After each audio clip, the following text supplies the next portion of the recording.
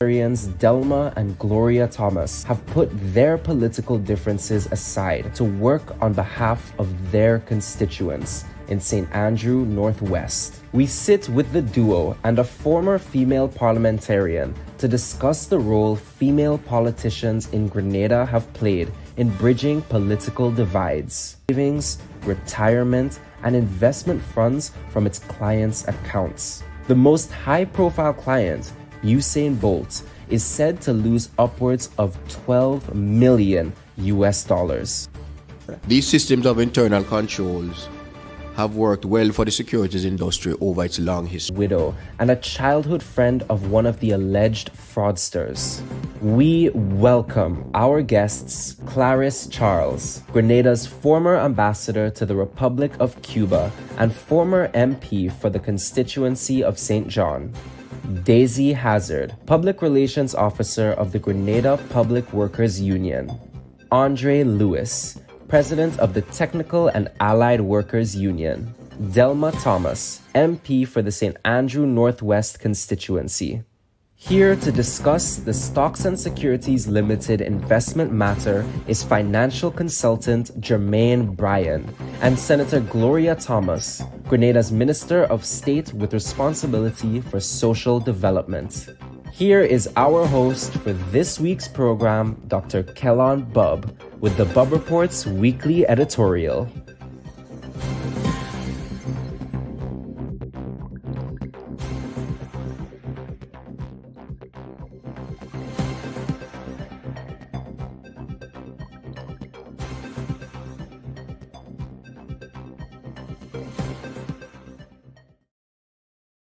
A pleasant good morning to our viewers and listeners, and we welcome you to this week's edition of the Bubb Report.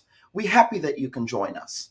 Now, the ongoing public sisterhood between the Thomas compatriots of St. Andrew Northwest in Grenada has become the feel-good story of the first month of 2023. Many citizens across the country are awestruck that two women, coming off the heels of a bitter election campaign, have suspended their political biases in the interest of their constituents. Now, while their cooperation has been hailed as a breath of fresh air in a country whose tribalism is steeped in resentment and rancor, we were quite surprised that Delma Thomas's boss, Dr. the Right Honorable Keith Mitchell, threw cold water on the alliance. History would record that it was Dr. Mitchell who invited the charismatic and eccentric Clarence Rapier and Michael Batiste, two winning GULP MPs in the 1995 general election, to serve in his cabinet and caucus with his governing majority in the parliament at the time.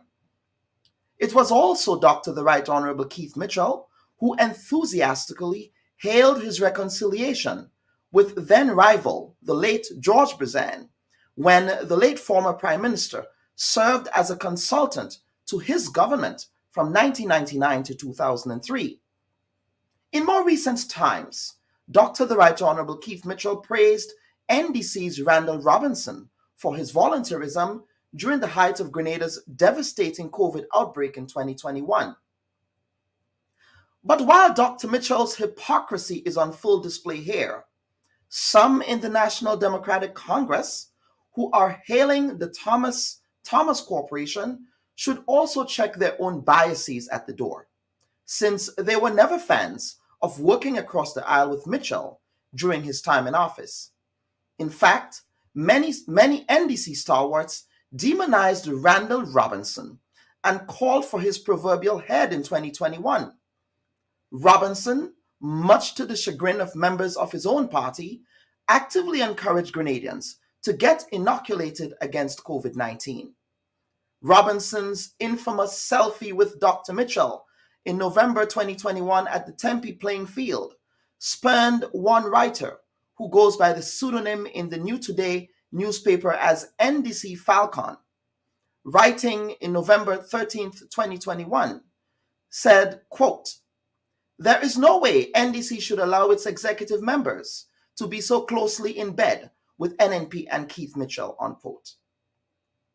And while we hail this new era of limited bipartisanship, Grenadians must appreciate that the Thomas duo stands on the shoulders of previous female giants who are equally passionate about serving people as they are.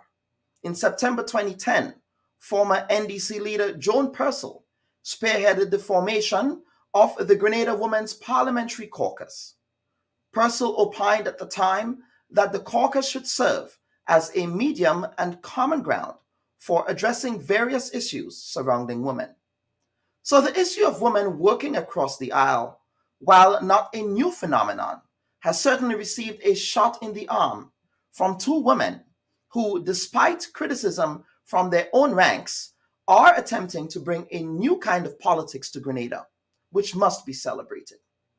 And as I end this week's editorial, please join me in congratulating my associate producer, Kitaka Mawuto, and Emily Rapier on the birth of their joyful, bouncing baby boy, Ifa, who was born last week in St. David's. I am proud of you, Kitaka and Emily, and I can't wait to meet my godson soon. And at this point, we wish to welcome our first guests for this morning's program. We have our returning guest, the first time this year, Senator the Honorable Andre Lewis, who is also the president of the Grenada Technical and Allied Workers Union, as well as Sister Daisy Hazard, who is the public relations officer of the Grenada Public Workers Union. Ladies, welcome to, lady and gentlemen, welcome to the Bubb Report. Good morning and thank you, and good morning to Brother Lewis as well. Good morning. Absolutely. And thank you. I thank both of you for being flexible. Daisy, I thank you for being flexible because I do know that you had to shift some things around. So as a true public servant, you are here on behalf of your constituents in the union. Now, let us talk about this current wage negotiation period. Are you adopting a new approach to this year's negotiating period? I ask this question, folks, against a backdrop of the adversarial relationship you have with the previous government, in which you held weekly rallies demanding wage increases. Now, we're not seeing those rallies in this period. Are these rallies no longer necessary? Who wants to go first? Good morning, yes. Dr. Bubb. Good morning to you. Yes. And yes.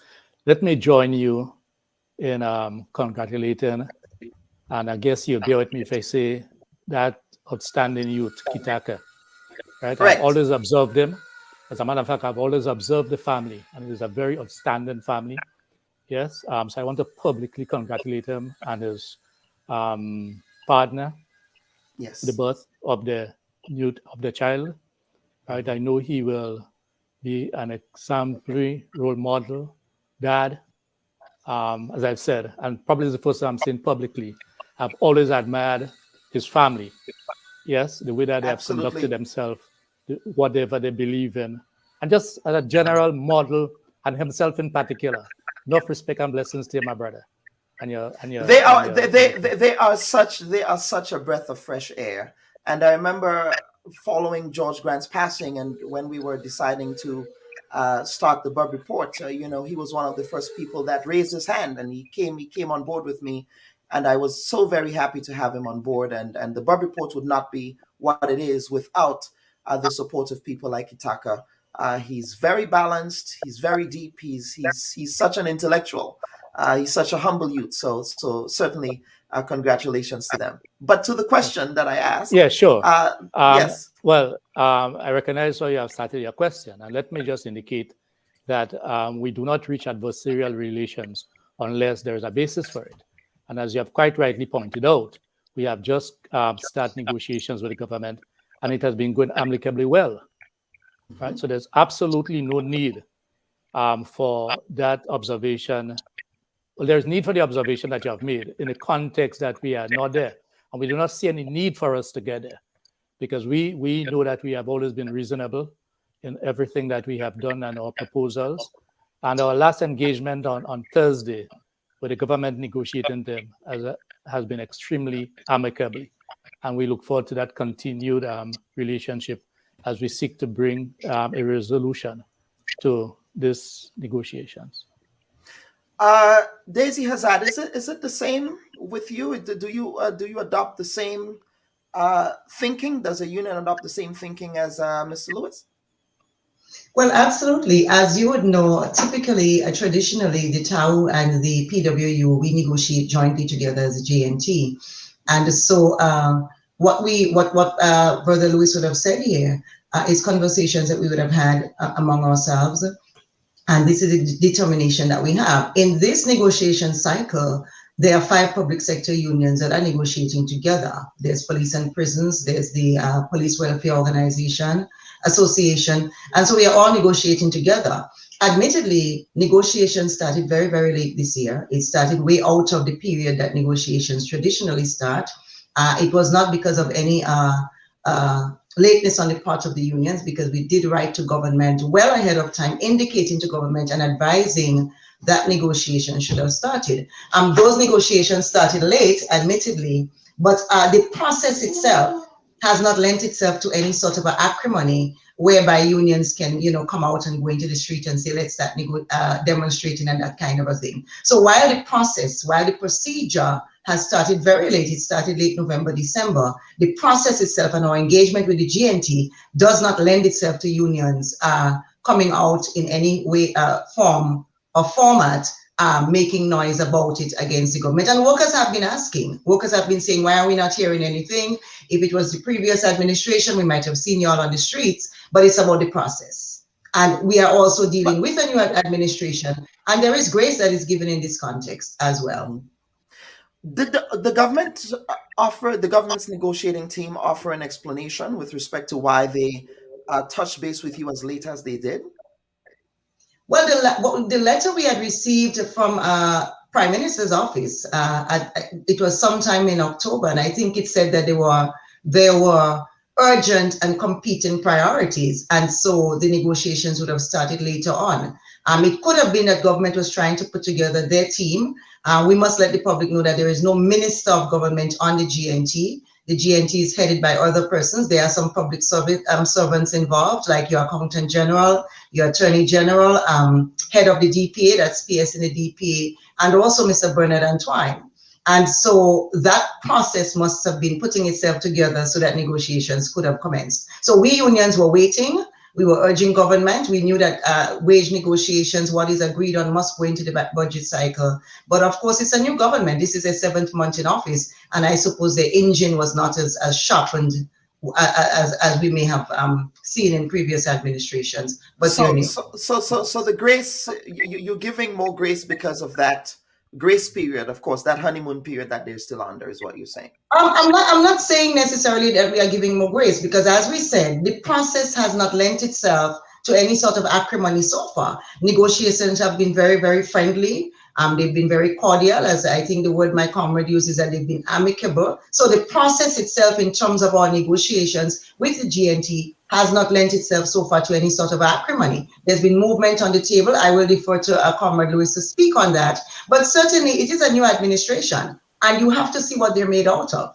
The old people tell you that. You have to give people time, let them run, see what they're made out of. If you do not know what a person is made out of, you do not know how to engage with them. And so I believe it is prudent for us in this period here, during this sort of a honeymoon stage, to begin to understand our government, to understand the administration that we are dealing with, so we know how best to deal with them. For me, this is my own philosophy in terms of dealing with the new administration.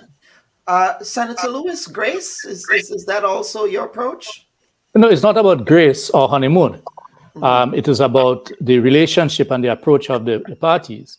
Obviously, we are negotiating. And so let me give you an example, to be very blunt. Had we, in our first engagement or second engagement, been approached in a hostile manner, negotiating manner, by the current negotiating team representing the GNT, then we certainly would have been in a different conversation today. And our actions in the past and our current action is always determined by how the other side operate. So it is not about grace period. It is not about honeymoon, because government is a continuum and workers are expecting to get their salary increases. And we cannot put salary increases on hold on the basis of honeymoon or grace period, because what grace period or honeymoon does not apply to the shops, does not apply to the cost of living. So we are guided by the principles that we are negotiating in the best interest of our members. And certainly, in negotiating in the best interest of your members must also come respect, mutual respect for the parties that are engaged. And so far, let me repeat, so far, the government negotiating team has not done anything that warrants consideration of what you have indicated, while at the same time, the arsenal of the labor movement as to whatever we may have to do remains always intact. We always have our army of actions that can be taken, but that is not a consideration at this period. What we want to do is to see the urgent re-engagement so that of the negotiation process, and the government negotiating team, after we met on Thursday, have indicated that they are looking to get back to us so that we can have a discussion sometime this week upcoming, and we look forward eagerly to this engagement. You look forward eagerly to this engagement. Okay, now let's talk about, let me bring back Daisy here. Let us talk about the proposals that you have advanced on the table. Can you contextualize the wage increase proposals you have advanced? Is this in connection to a cost of living increase, or is it also based on previous year's trajectories with respect to the increases that you've requested in the past? Certainly, Doctor. Go ahead, please. I yield to my sister. Ladies first. Well, certainly, Dr. Bubb, whenever we are looking at putting together our projections for our salary negotiations and making our requests to government and our demands to government, we consider a number of factors. Chief among them would be what the present and prevailing cost of living is at the time. Now, as we all know, there is no way that government can literally match the inflationary cost in the society. We never ever get an increase in salary that matches, let's say, total inflation. We also know that when government presents to us a figure for inflation, that figure is woefully underestimated because the basket of goods that government use for that is outdated. It's not been revised in over perhaps 10 or 12 years. And so there's cost of living. We look at trends in the society. We see that construction materials, we see that food prices have been rising astronomically. We also look to what we've done in the past, because certainly whatever increases we may have had, if we got a 4% for 2019, 2020, 2021, it is not conceivable that in 2023 we are going to ask for a lower percentage, unless, of course, the cost of living has dropped and inflation and all of that has dropped beyond those previous levels. And so it's a mix of both, but really it's about projecting for the future. I defer as well. For the future. Yes, Comrade Lewis, is that your thinking as well? Most definitely, as Sister Daisy has indicated, we have had a very close working relationship, the Public Workers Union and the Technical and Allied Workers Union, who does do salary negotiations together. Mm-hmm. But I will also add that even in taking into account that the food prices have significantly increased, and it does not take an economist to know that. Those who goes to the supermarket or the shop knows that. Coming out of the budget presentation by the Minister for Finance, he reported that the CPI for 2022 was 5.5%. Inflation was 5.5%. Bearing in mind that public servant workers got a 4% increase, it therefore meant that the increase for 2022 was below the inflation. And what is projected for 2023 is over 6%. But we must also bear in mind that the role of the unions and the role of advocate in society is not only to maintain the standard of living, but it is to improve the standard of living, it's to improve the quality of life of our people. So that notwithstanding the different arguments, one of the other factors has to do with our objective of improving the quality of life. And we all know that we have come no way close to doing that over the past period when we look at the impact of the increase in cost of living on our members. The spending power of our members have significantly reduced. The disposable incomes have significantly reduced. We have some increases that is coming. There will be increase in water in terms of the environmental levy. There will be the increase in NIS. and food is projected to go up significantly. So these are just some of the indicators. Obviously, because we are still negotiating, we will not go into every single detail that we have looked at, because this is for around the table. We want to continue to respect that relationship. We have had no breakdown in the negotiations, so we have just given you and the members of the public just an indication of the broad outlines that guide us. But there are other factors that we will raise around the table, and we have raised around the table that we are not yet prepared to speak to the general public about, and we hope we do not have to do it because it may color the outlook of the negotiations. Okay, well, I was hoping you were going to bring some news here on the Bubb Report, but as a journalist, that's something I always want. But Daisy, let me bring you back here before I get to Senator Lewis for some closing comments before we get to the next segment. Now, you posted a very passionate status update on your social media with respect to workers in Carriacou. In it, you said, quote, "When I fought for change, I did not fight for harassment, victimization, discrimination, and punishment of workers, especially not from the least worthy among them," unquote. Now, Daisy, are you having buyer's remorse that the administration is engaging in the business of more of the same in the matter of treating with temporary workers in Grenada? That's certainly not transformative in your view, is it? I'm not having buyer's remorse at all, because collectively, all of us, one finger at a time, on June 23rd, we went out to the polls and we effected a change of government in Grenada. And so there can be no remorse about that. This is an administration that we have to live with foreseeably for the next 4.5 years or thereabouts. Mm-hmm. In terms of what we are seeing across the public service, among workers who do not have the safety of being employed by the PSC, I feel a lot of anger, I can tell you that. We have been monitoring situations across the entire Tri-Island state, but in particular, Carriacou and Petit-Martinique. We have been sitting quiet and allowing processes to unfold, not coming into the public domain to speak on things. But it's time, and that is why last week I put that post out there. My president would have done some wrongs in the media. And because what we are seeing is a victimization of workers. We are seeing actions by this administration that cannot point to or lead to any kind of transformation. Where you have workers that are being summarily dismissed, you have a worker who is 55 years old, who has been working with the government for the last 17 years and more.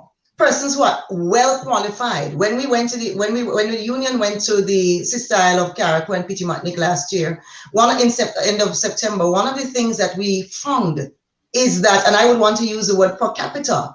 We walked into an office and every single person that you are speaking to there has an associate's degree, a first degree, is working towards a master's degree, and even have a master's degree. So it's not that persons are not qualified. It's not that they are not doing their jobs. There has been no complaints about how they have been administering their jobs and what they've been given to government. But we are seeing so many firings and unfair dismissals that the Employment Code 1999, Grenada Employment Code, speaks out against. How does a worker report to work today and you give that person a termination letter? There's no notice, there's no warning, and you treat that person almost as if they were a criminal because you hand them that letter summarily. Their colleagues are there. They feel ashamed, they feel embarrassed. Grenada is signed on to conventions with the UN, with the United Nations, and so that prohibit that kind of a shotgun firing. Where an employee has not committed a criminal act that compromises the workplace or compromises the security of other workers, why does that person have to get fired so summarily? Why do you want to embarrass them? And so what we're seeing is actions by this administration and by senior public officials that is seeking to embarrass workers, that is seeking to hurt workers. And that is not something that the union can sit quiet about. It is not something I can sit quiet about. And it's not certainly not what we are expecting of this new administration. Well, it's also consistent with what Deacon Mitchell, Prime Minister Deacon Mitchell, proposed in the campaign about the fate of temporary workers, right? So do you not have regrets about that? Well, and again, certainly, I'm not going to use the word regret, because regret is wasted emotion and is wasted energy. There's no point in looking back at spilt milk and saying, oh, I am sorry that this milk spilled. What we want to do is move ahead to see how we can help to protect our workers. Because where you have a small society like ours, and you're looking at scores of workers, I want to stop here at this moment and really say to the workers in Carriacou, to those persons who worked with Ms. Venetia Kojo. She passed last week, and there was a lot of grieving in that office. I just want to say a heartfelt condolences to all of you on behalf of our union. And when we went to Carriacou at the end of September last year, I'm looking at my notes here this morning in preparation for this. And one of the things that was pointed out to us is that Ms. Kojo is sick and she's in the hospital. And she fell ill because so many workers in her unit were being terminated, were being moved, wrongfully moved. You're removing someone who is doing some work in the office to send them into the field. And again, our labor code speaks about that. That person subsequently passed. But at the time of her passing, by the time of Ms. Kojo's passing, out of the 10 workers who were in a department with her for many, many years, over 10 years, 8 of them had been sent home. And that's one unit. And so the question is, did you have a difficulty with performance? Did you have a difficulty with the work that the workers were doing? Are they not capable? Are they not qualified? And when we look back at the statements of our now Prime Minister Deacon Mitchell, then the political leader of the NDC on the campaign trail, promising repeatedly that not one worker, not even one Imani worker would lose their job, that his government, when he gets into office, workers have no need for anxiety and for unease. And our union has brought this matter officially and frontally to this administration. And then we saw the Prime Minister ridicule that. Mm-hmm. We saw the Prime Minister. He ridiculed that. Meeting, saying that workers do not feel any anxiety and do not feel any unease. And it's just the union leaders saying that. But I want to say to this administration, perhaps you do not know what it is to lose your job of $1,200 a month that you've been slaving for 18 years, for 20 years. Or you do not know what it is to rely on just a salary of $1,500 a month at the age of 55, although you are qualified. And so perhaps you cannot relate to that sort of unease or anxiety. But workers across this country is feeling unease. They are stressed. They are afraid because everyone is wondering who is going to be next. You're hearing reports across the country that workers, contract workers, workers whose letters have expired, Imani workers, are receiving forceful and immediate termination letters with no warning at all. And no reason is given as to why these workers are being sent home. You hear of persons being sent on forced vacation leave. So you may have 90 days leave inside and you are forced. It's not that you've applied for it. You're forced to take your leave. And then you return to work on the day after your leave is over, and you are handed a termination letter. Why would an administration want to do this? Why would government want to carry out its policy towards workers like this? If you send a person home on 90 days vacation leave, why are you then asking that person to dress themselves, to spend a bus fare, to perhaps find some lunch and travel to St. George's just so that you can hand them a termination letter? That's vengeful. That's mischief. And that should not be happening at all. We are signed on internationally that speaks against this. Yeah, now back to the Carriacou situation. We learned that some of these workers who were not even qualified to be farm hands, some of them work within the social service sector, were sent to farms, the Limley farm, we believe the Limley farm. Can you speak to just what is happening there and how many workers who ordinarily worked at, whether they were retirement homes or worked with senior citizens, worked with different demographic groups, are now sent to be social workers for farm animals? So we know that there are 5 such workers, and that's the first group of workers that our union spoke out about. All of those workers have now been terminated. The ones who were sent to the farm, taken out from providing geriatric care services and working at daycare centers and were sent to the farms, and that's a punishment. There is nothing wrong with farm work, but if that's not what you've been doing, if that's not what you're qualified to do, how do you get placed there? And so that definitely was an act of mischief, an act of malice. And now all of those workers are fired. The last one being last week, age 55. You have workers being summoned to a PS's office to answer as to when the minister came and speak to you. Why did you speak to the minister in such a way? You have workers being summoned to a PS's office to answer as to why didn't you take down the pictures of these persons previously? This is nonsense. This is not transformation. That's the kind of a petty kind of a thing that you expect in a primary school setting, not in a situation where persons are supposed to be working assiduously to build a country and to transform an economy. And so when you see that kind of a thing happening, persons being moved out of their sphere of experience and of qualification and being moved into other areas, it does not speak well. You have persons just being moved. Persons just being moved. There is a discombobulation happening across Carriacou and Pichimutnik where persons are being moved. And there's nothing wrong with moving people. But when you see the mass movement, when you hear workers saying to you, I'm being summoned, there is a summoning that's happening in Carriacou, persons literally being called up all the time to go account for the utterances, whether it's private, whether it's public, whether it's in the office, and it really does not bode well. That is not transformation. That's not going to bring about transformation. Now, of course, the previous administration, the NNP administration, was also chided for fostering that environment of discrimination. So therefore, are you suggesting then that the approaches are very similar, that it's more of the same with the NDC, even though they preach transformation and inclusion?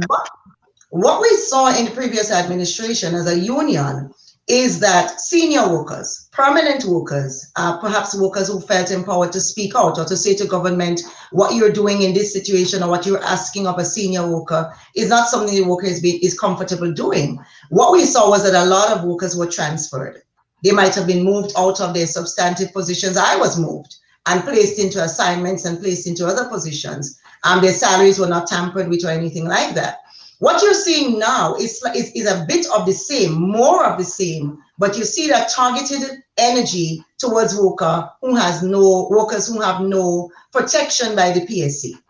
So most of the workers all of the workers who are being targeted are workers who are not protected by the PSC. And that is why in my post, I refer to it as bullying.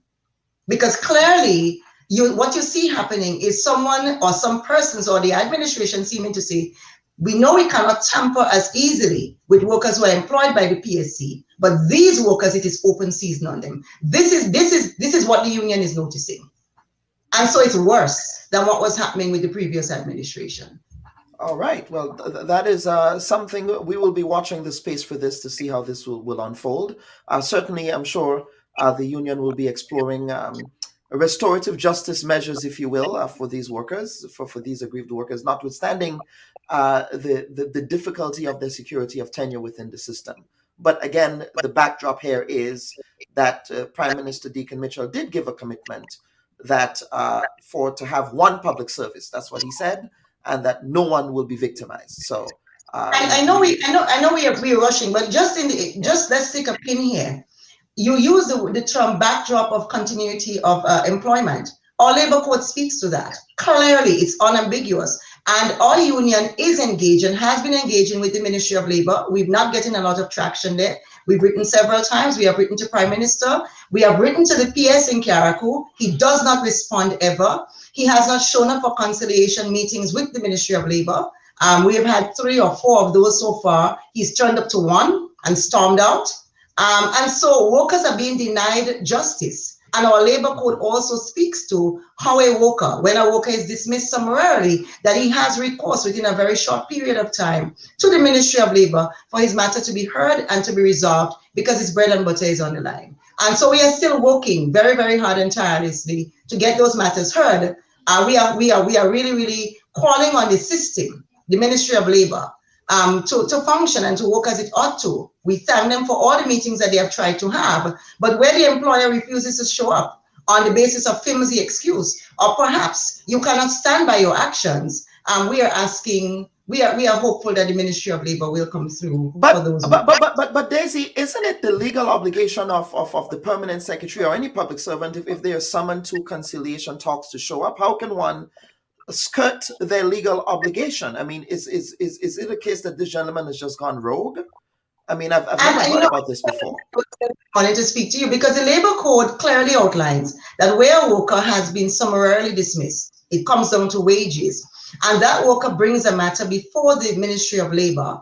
they have the right to a hearing within a matter of days. And again, it's because if this worker feels have been summarily dismissed, and the law provides for that, the law would outline how or why a worker could deem so, and you bring that matter before the Ministry of Labor, you have a right to a hasty hearing so that it can be determined whether or not you remain fired or whether or not you retain your job or you get, so that you can have your salary. Where the employer refuses to show up, I don't know that the Ministry of Labor can keep saying the employer is not showing up. The employer has called after the meeting has started to say that he or she cannot attend the meeting for whatever guise or reason. I don't know that the Ministry of Labor can keep putting off conciliation, but this is what has been happening. But I believe that the ministry is attempting to be very fair in the process. We have had communication with the Labor Commissioner, and she really would like the employer to attend. But this gentleman... Except Daisy, I'm sorry, you said that this gentleman did not show up on several occasions for meetings. Why have you not taken a legal course to force the gentleman's hand to show up to do his job? Dr. Bubb, and we all know that legal courses if you take a matter before the courts, it takes a long time. And so at this point, we are really looking to solve this problem in the first step, which is conciliation. We do not believe that we've exhausted that process, so that is why we are keeping it there, but we will explore options. We have looked at what other options we can go through, but at this point... What about protests? Why have you not taken the streets? I'm surprised that you have not taken the streets as yet as you've done with the previous government. Dr. Bubb, everything in its timing. There is a saying, a proverb that says, there is a tide in the affairs of man. And so if you have not seen the union in the streets as yet, it's because at this time we have determined that we want to exhaust processes at the table and officially. Well, some are saying that the unions have gone quiet on many issues, except you've attempted to debunk that here. But let me bring back Senator Lewis. Senator Lewis, you've been here listening to this conversation. Obviously, the Technical and Allied Workers Union, I'm not too sure that your union is confronting that issue, are you? No, we had one individual in Carriacou, and we had engagements, and that matter is ongoing. But the Grenada Trades Union Council stands in solidarity with the Grenada Public Workers Union and the workers in general. You know what is concerning to us in the TUC? It is difficult to appreciate and understand that any public officer have this kind of ultimate power. And it may not be proper just to put this at the doorstep of the public officer. The employer is the government of Grenada, and the Ministry of Labor is a department within the government. And we cannot understand why the government will sit idly by and allow itself not to follow the process. But what is apparent certainly to myself at the moment, and one or two other colleagues who briefly discussed this matter, is that you have had this matter in Carriacou, and I'm speaking here specifically in relation to the sister that was terminated, I think sometime last week or week before. Her matter of transfer, after working 17, 18 years, were currently before the Ministry of Labor. The government, we have to say the government as the employer, failed to attend the hearings. And they use this period to terminate the sister. This cannot be seen in isolation. When one look at that strategically and tactically, it is apparent in our view from the level of the TUC, it must be that there was a deliberate attempt by the government to fail to address the matter, fail to go before the Ministry for Labor, and then use that current period to terminate the worker. It's difficult to believe, it's difficult to accept that an employee of an employer will be able to just show those blatant, certainly based on the report from the Public Workers Union, and I accept those reports. Because I'm aware of the consistent approach taken by the union to have those matters addressed. And at the end of the day, Dr. Bubb, the unions would like to get matters resolved in the union and workers' favor. But many times it has to do with process. And you know, lo and behold, when we make those determinations that processes based on what an employer does, we take our own action, then many times they turn around and blame organized labor. But here, if the government is not careful, these sort of action can lend itself to a change in the industrial relations climate in the country. And I'm just putting that on the table because certainly we have a duty and a responsibility as organized labor to speak out on behalf of workers and to take action on behalf of workers. And you cannot have a case where the government as the largest employer, and we have to call a spade a spade. It is the government that failed to turn up. The employee is not the permanent secretary. The permanent secretary is an agent and an employee of the government. And we are aware that the Public Workers Union has been very vocal on these matters. I've been speaking out on these matters. And Comrade Daisy has indicated that they have written to different offices within the administration about the failure of to treat on these matters. And it's a violation of the workers' right. It's a violation of the labor code. And therefore, we are using this opportunity to call upon the government to ensure that it follows the proper industrial relations procedures, that it gets its employees, right, to respect the Department of the Ministry. That's a total insult, in our view, to the Ministry of Labor. The Ministry of Labor has been conciliating in a matter concerning that very said worker. And this is not a private sector employer that you can say has gone rogue. This is the government itself. The government itself has failed, as Sister Daisy has indicated. She has said so, and the Public Workers Union have indicated their frustration in this process. And yet still, what has happened is that worker now has been summarily terminated on the flimsy excuse of being temporary. You cannot be temporary for 17 years. You cannot be temporary for 18 years. And we need to remember that, well, I don't want to repeat what Comrade Daisy have already indicated, but we know the position of the campaign issues that was said that, look, if any worker is terminated, you have this lawyer that you can turn to who will represent you. Now we have at the highest level in the land where you can set policy directions. The government needs to set policy directions, which says that we are following good industrial relations practice. And good industrial relations practice is not just about paying off pension. It's not just about obeying the order of the court. It is about, for the weakest among us, to demonstrate to them that you are concerned about them and you will give them a fair hearing. And the best fair hearing that can be done in a case where you have taken action is to allow the system to function. So the TUC, the Trade Union Council, is calling on the administration to demonstrate its seriousness in treating workers fairly by treating the least among us as do the opposite to what has been done in Carriacou. And I'm not treating Carriacou in isolation.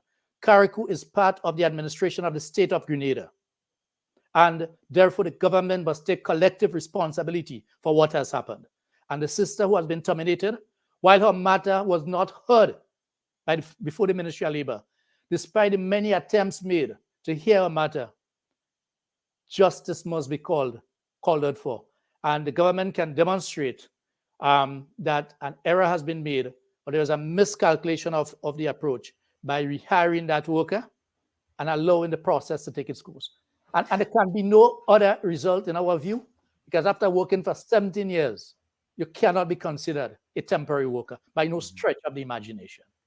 Now we have a comment from a viewer here, and I really want us to unpack this, because there appears to be this narrative that, well, the previous administration did so many wrong things. You guys were not talking about these things when they were there.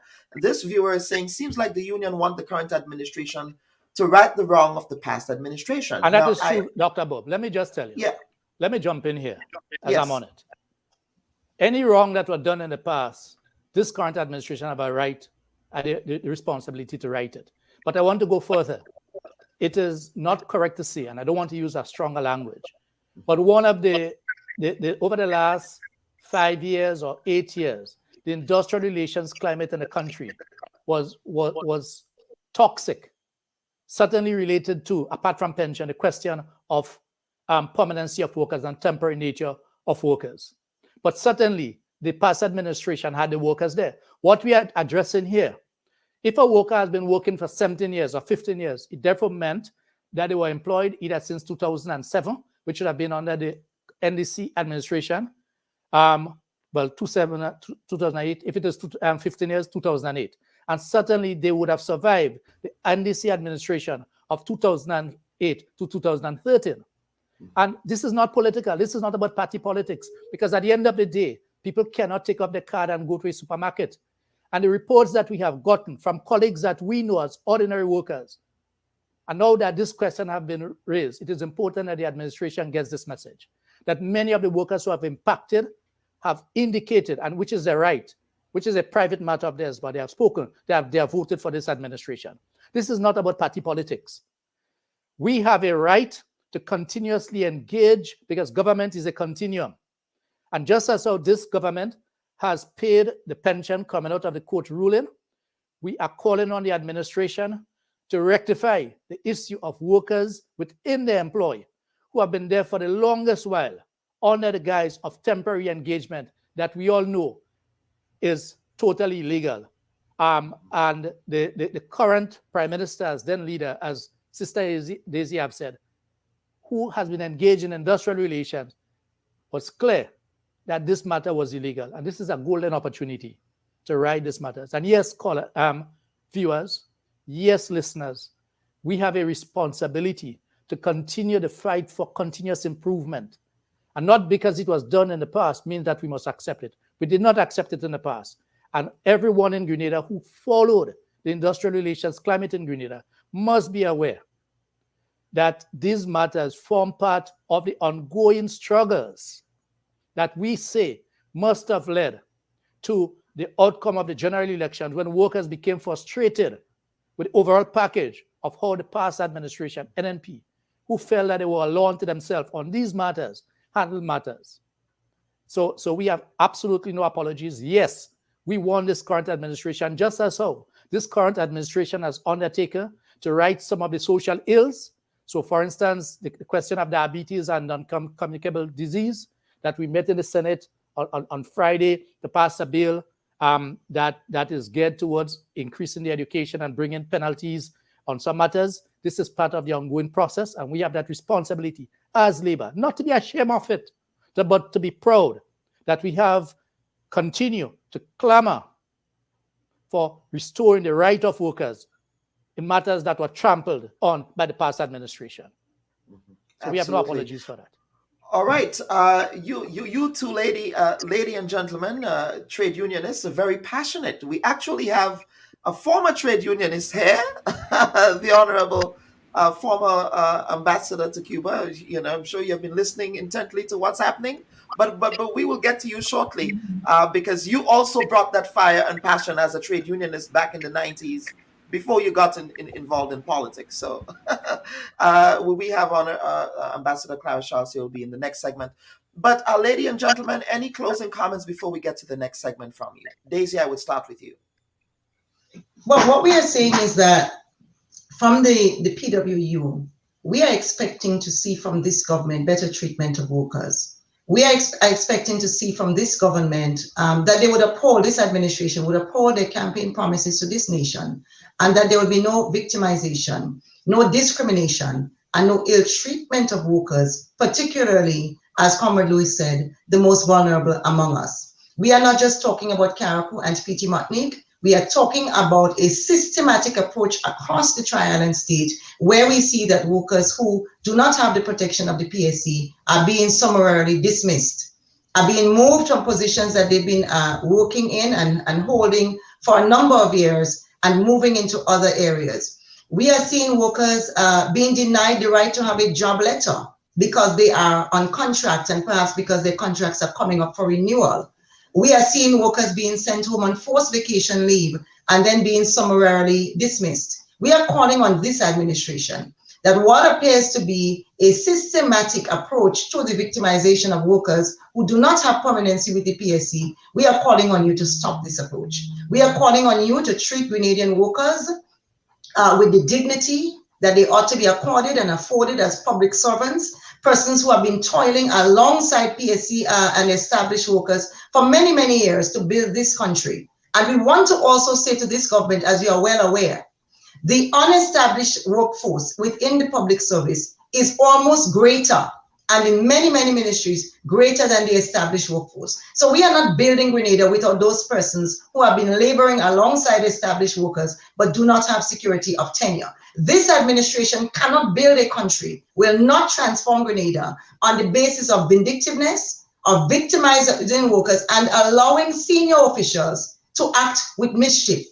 and with malice. And it's not just one official, it's not just one PS, it's not just one senior official, but you are seeing persons who feel empowered to bully and to victimize workers. We are asking for the process of the Ministry of Labor to work where our workers are fired and they seek redress within the Ministry of Labor from the Labor Commissioner, that the government act to allow this process to happen as seriously and quickly so that workers can get justice. Because justice denied is no good for any of us. We cannot build a country where workers are fearful, where workers are anxious, and where across our population and across our households, there are persons hurting and there are persons who are feeling regret because they would have said, I dirtied my finger, I voted for change, and I hope that I would receive some job security and see a better day, see a better kind of administration, different to the previous administration that went out of office in terms of the treatment of workers. We are not seeing that,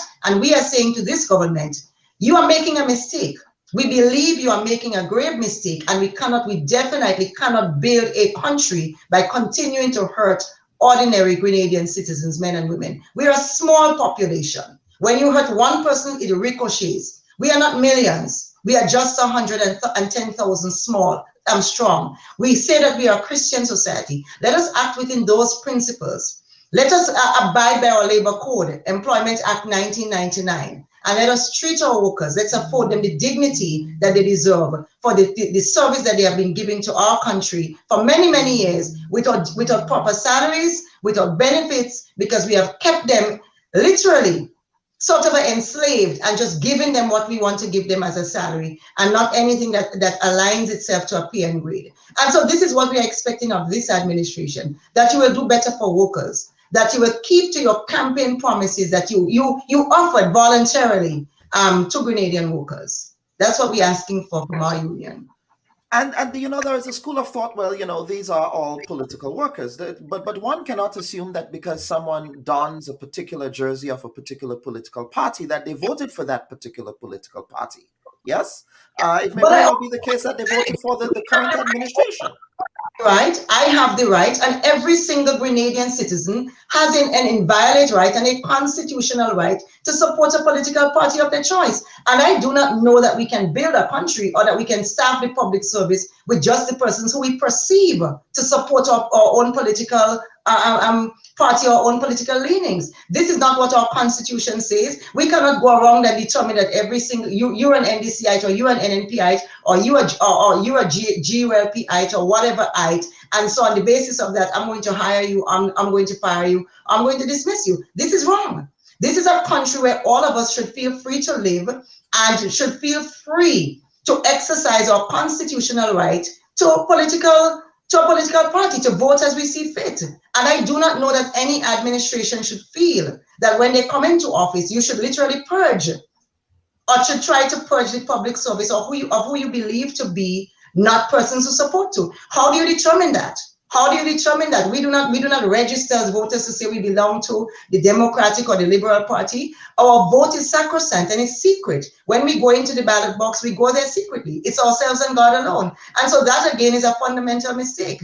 And if this is what this administration is doing, they are making a mistake, and history will prove that to them. Well, there is another election in 5 years, so let's see how that will play out. Senator Lewis, let's get to you for some closing comments. Just quickly, I stand on Daisy has said it all.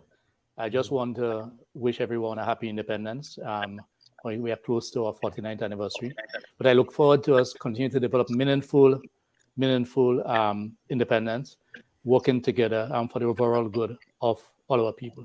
And I said that sort of ironic that the 1951 revolution of Erigeri and then independence of 73, 74 with all its tumults. We are here today speaking about the lowest of the workforce within the public service that seem to have been targeted. And, it is just something that we need to get out of and to remember that we have to treat all of us with dignity. So we are hoping Dr. Bubb, as you started the program by speaking about honeymoon and grace period, that we can see a change going forward. And let us work towards this independence by demonstrating that we treat workers with respect and dignity. It's not about partisan politics.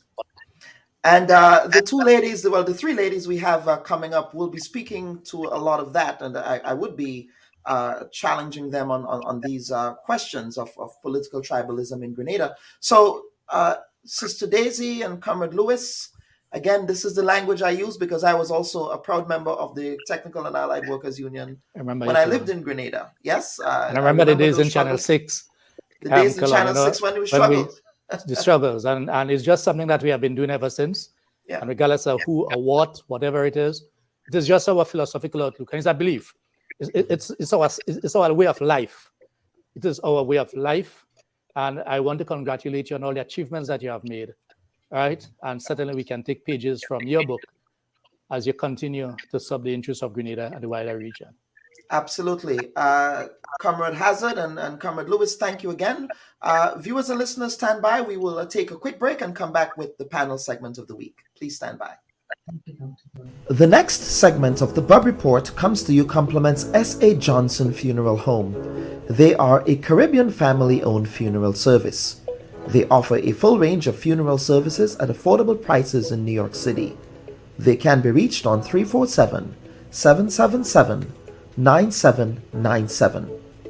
S.A. Johnson Funeral Home, because you deserve to be treated with dignity.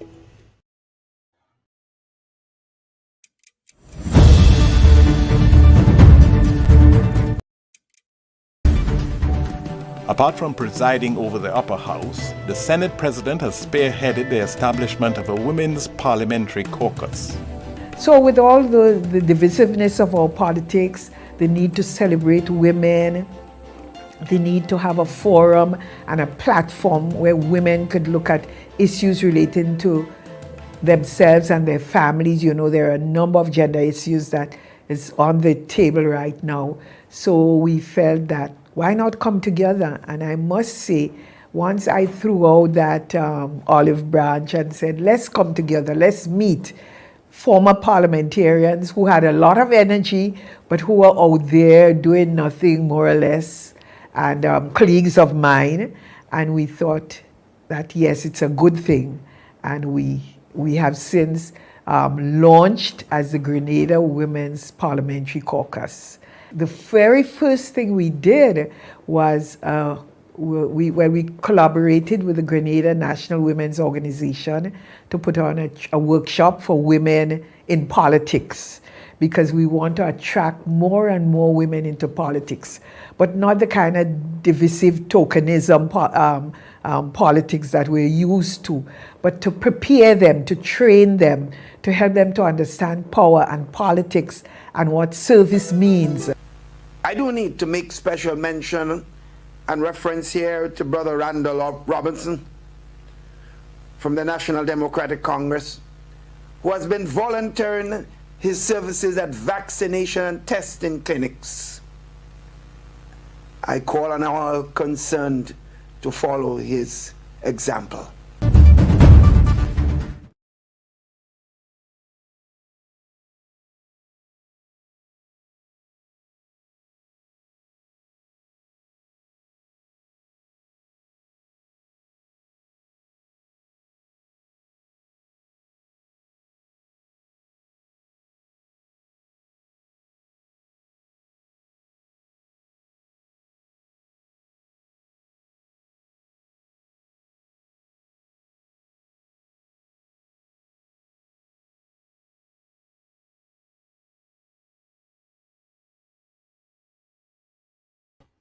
And welcome back, folks, to this week's episode of the Bubb Report. And at this time, we are joined by the panel segment of the week. We have Ambassador Clara Charles, outgoing Ambassador Clara Charles. She was Grenada's envoy to Havana, Cuba. We also have Senator Gloria Thomas, who is the Minister of State with responsibility for social development with the government of Grenada. Again, apologies for you missing church, Minister Thomas, but we thank you for being here. And we also have the Honorable Delma Thomas, who is the Member of Parliament for the St. Andrew Northwest constituency. Both Thomases are, in fact, from the St. Andrew Northwest constituency. So we thank you, ladies, for being here this week. Welcome. Thank you for having us. Thank you. Thank you very much. Thank you very much. Absolutely. Ladies, how are you doing? How is your Sunday going? What's for lunch? Nothing for lunch as yet. after you finish with me, I want to see if you have anything there to cook. Well, I suspect you can either go by Sister Clarice or Sister Delma for lunch, right? It's easier to go by Delma. Right. Okay. All right. Very well. But I want to begin with. You can okay. I want to begin with Ambassador Charles. Ambassador Charles, before we get into this conversation, obviously you are Grenada's outgoing ambassador to Cuba. Now, as you ended your tour of duty in Cuba, you unfortunately had to deal with the loss, the untimely passing of a Grenadian student. Now, I had the opportunity to see you in action in Cuba when I visited you, visited Cuba many years ago, and you were very gracious in facilitating my visit. Talk to us about the work that you did in Cuba as Grenada's ambassador, specifically in facilitating our students, Grenadian students who studied in Cuba. What was the question? I didn't hear it. Yeah, no, the question was talk about your work in facilitating Grenadian students and their experience in Cuba. Obviously, one of the students that you were worked with, obviously, he sadly passed away. So we just want you to talk about that. Well, students coming into Cuba sometimes come with no knowledge about the culture and the challenges that they would experience in Cuba. Neither they, persons in the ministry, nor their parents have any idea as to the challenges that they would confront in Cuba. First, there are cultural differences and language differences. And therefore, the work of an ambassador, whether it's me or somebody else or somebody before, is to ensure that they have a smooth transition, to ensure that the challenges that they face, you help them to deal with it psychologically, materially, or otherwise. And that is what I have been doing, to be the bulwark, to be the go-between between the university or the school or wherever they are, and to help them to settle down, to continue their studies, to do well within the system. So you would have heard about the young man who died. It is a very sad situation. But I'm working with the agency in Cuba and with the ministry to ensure that the body arrives in Grenada. It is a very difficult process, and it's psychologically and otherwise. And my heart goes out to the mother of Javel, because no mother, no parent wants to bury his or her child. It's very, very difficult. Mm-hmm. But I want to assure everyone that I will do my best, working with the Ministry of Foreign Affairs and the agency in Cuba to ensure that this happens. Mm-hmm. Now, I will go down memory lane quickly here, and this was a story that I published many years ago. I believe it was almost 5 years ago now. It's crazy how time flies. Mm-hmm. Of my time in Cuba and my reporting on what you were able to do at the Grenada mission there. Let's have a look at this. Former Grenadian politician Clarice Charles retired from frontline politics in 2008 as an undefeated incumbent with the new National Party government. Shortly thereafter, Charles was appointed by her boss to represent Grenada as its ambassador to Cuba. I first asked Charles if she misses frontline politics, and this was her response. And no, I don't like looking back. I am from the revolution. Forward ever, backward never. Yes, when you move out, you find other things to do, and you put the same energy or more into what you are doing. The Grenadian emissary has spent much of her time repurposing the island's embassy. It acts as an embassy and as a halfway house for Grenadian nationals who visit Cuba for medical attention and other state business. We arrived at the embassy to a buzz of construction and renovation. The upper floor houses the sick who require outpatient care while in Cuba and whose medical conditions may require extended stays on the island. I think that doing that for them is not like a privilege that they have. I think it's a necessity, and it is something that the government should continue to do, because as long as Cuba is there, Grenadians will continue to come. There will be students, there will be sick people. You cannot just think that they're going to find a place, and if they don't find a place, they got to come back home. I don't see any sense in that, doing something halfway and then having to go home. They come here, they need emotional support.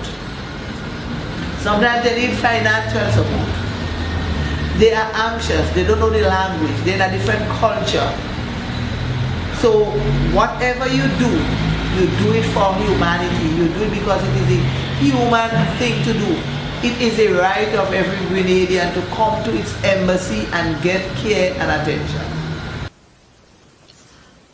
As part of my visit to Cuba, I was able to present a donation of school supplies for the Maurice Bishop School for Special Education. Many of the items were donated by Grenadian nationals in New York. Ambassador Charles welcomed the initiative and encourages Grenadians who visit Cuba from Europe and North America to do the same. Once they contact the embassy, most of them ask me, what would you like me to bring for you? And I said, no, I don't need you to bring anything for me. I need you to bring some crayons, some drawing books, some plasticine, because there is a school in Cuba called the Maurice Bishop School for Special Education. And these are for the students who are challenged in different ways, mentally and educationally. And it is named after one of our prime ministers. And I think that we can support that school. Ambassador Charles will have her hands full in the next few months, welcoming another batch of Grenadian students to Havana and facilitating the transfer of sick patients for urgent care. For her, it will be just another day at the office, doing the government's bidding. Reporting from Havana, this is Kellen Bubb.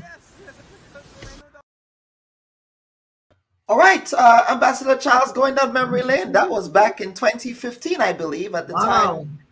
Getting to Cuba for me was extremely difficult from the United States only because the embargo was still in place and you needed special permission to travel. And to your credit, you were able to facilitate my travel to Cuba with my friend who I visited with, who you met as well at the time. So certainly I want to thank you for that as well, publicly, for facilitating that at the time. It was a pleasure, a breath of fresh air. Absolutely, absolutely. Now, Ms. Charles, we will get to today's conversation around bipartisanship. And we want to go back before moving forward. And we want to talk about the Women's Parliamentary Caucus. You reminded me that there was a Women's Parliamentary Caucus set up in the early 2000s. And the point of that Women's Parliamentary Caucus was to bring women together in Grenada to work across the aisle. Talk to us about that. What do you think is in the DNA of Grenadian women that there is such a desire to work together? Because women always work together for whatever reason.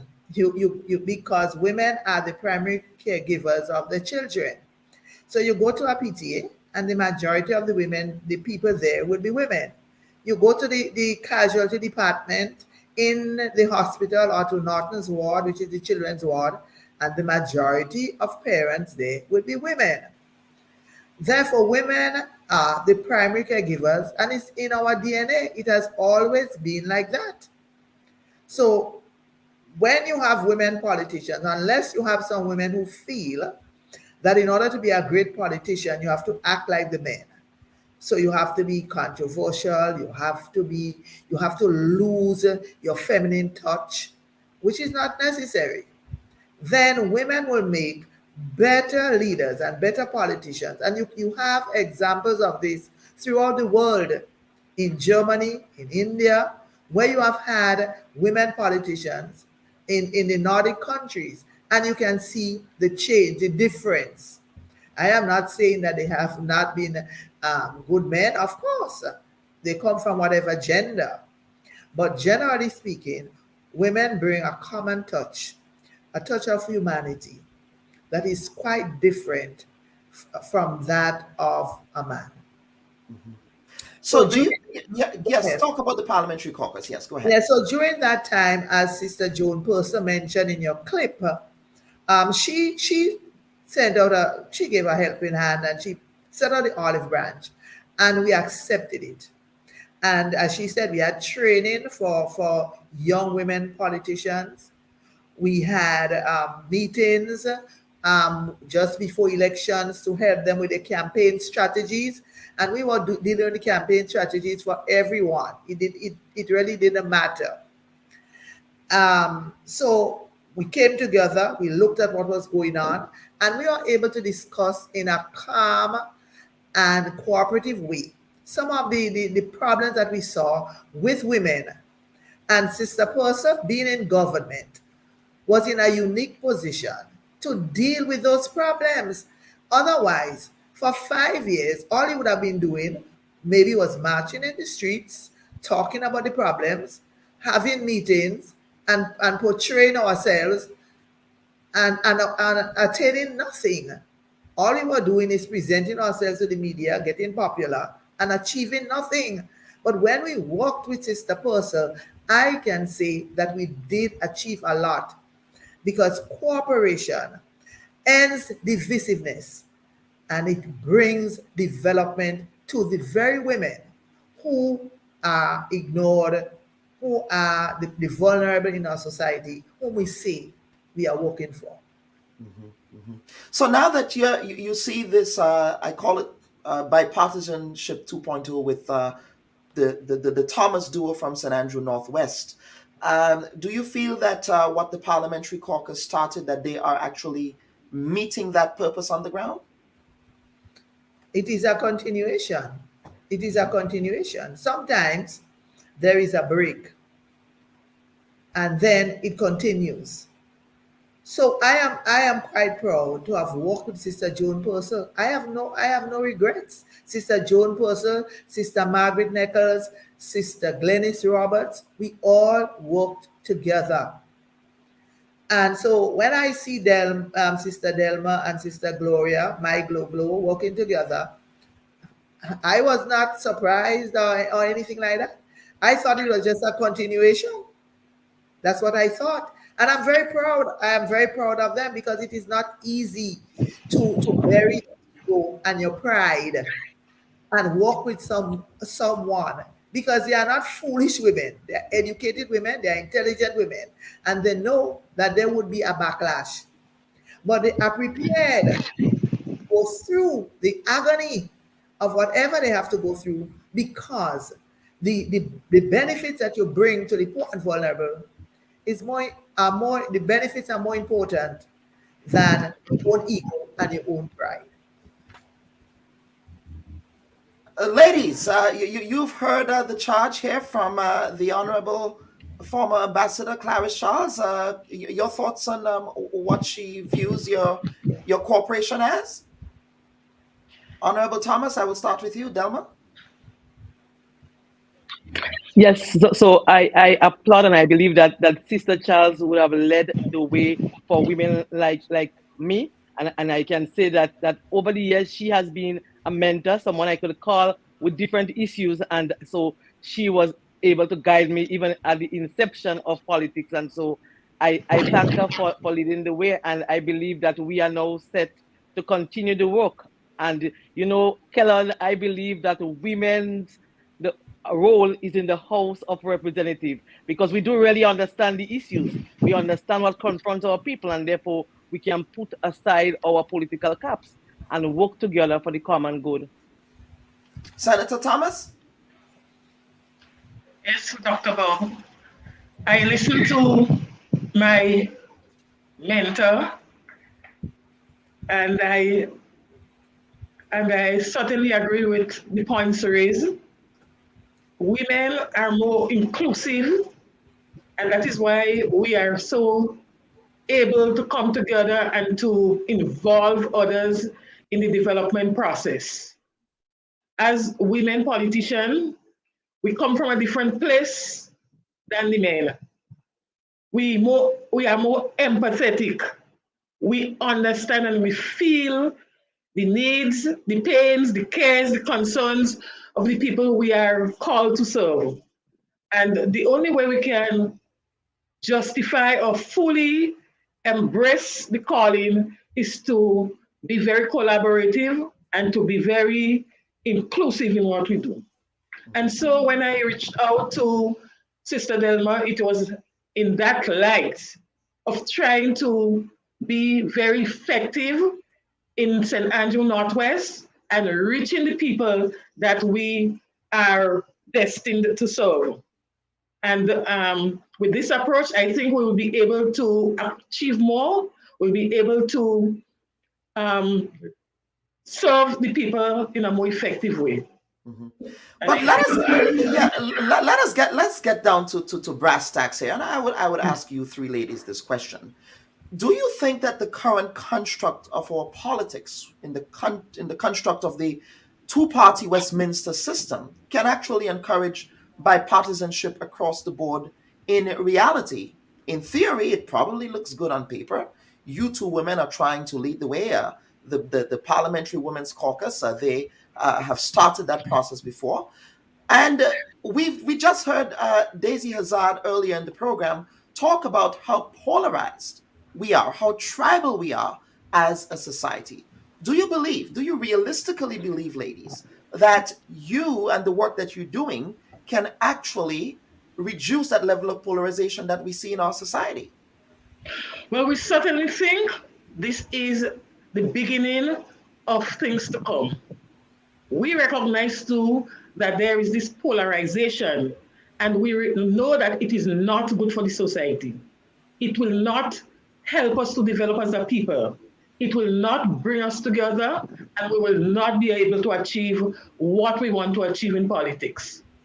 So, despite the polarization that now exists, that is the makeup of politics over the years, we have started something different. We have started something new, and we're hoping that this could be an example. This could be something that can catch up in society and to change the whole face of politics in Grenada. We are a small society. Everybody knows everybody. Everybody is related to somebody. And we can continue pulling here and pulling there with the scarce resources that we have. If we really want to help, we want to develop, we want to transform, we must take a different approach. And I recognize that when I get into politics. People tell me I'm not a politician, I'm a social worker. Be that as it may. When I was called to serve, I had in the back of my mind that I would like to see a difference in the country. And I believe I made the move to start it in my constituency. So let's get your thoughts on that. Let's get your thoughts on that, Ms. Honorable Delma Thomas. Your political leader, I think you've exhausted that conversation on another platform. We're not going to exhaust that conversation, but the nature of our politics is such that working with the other side becomes a problematic idea.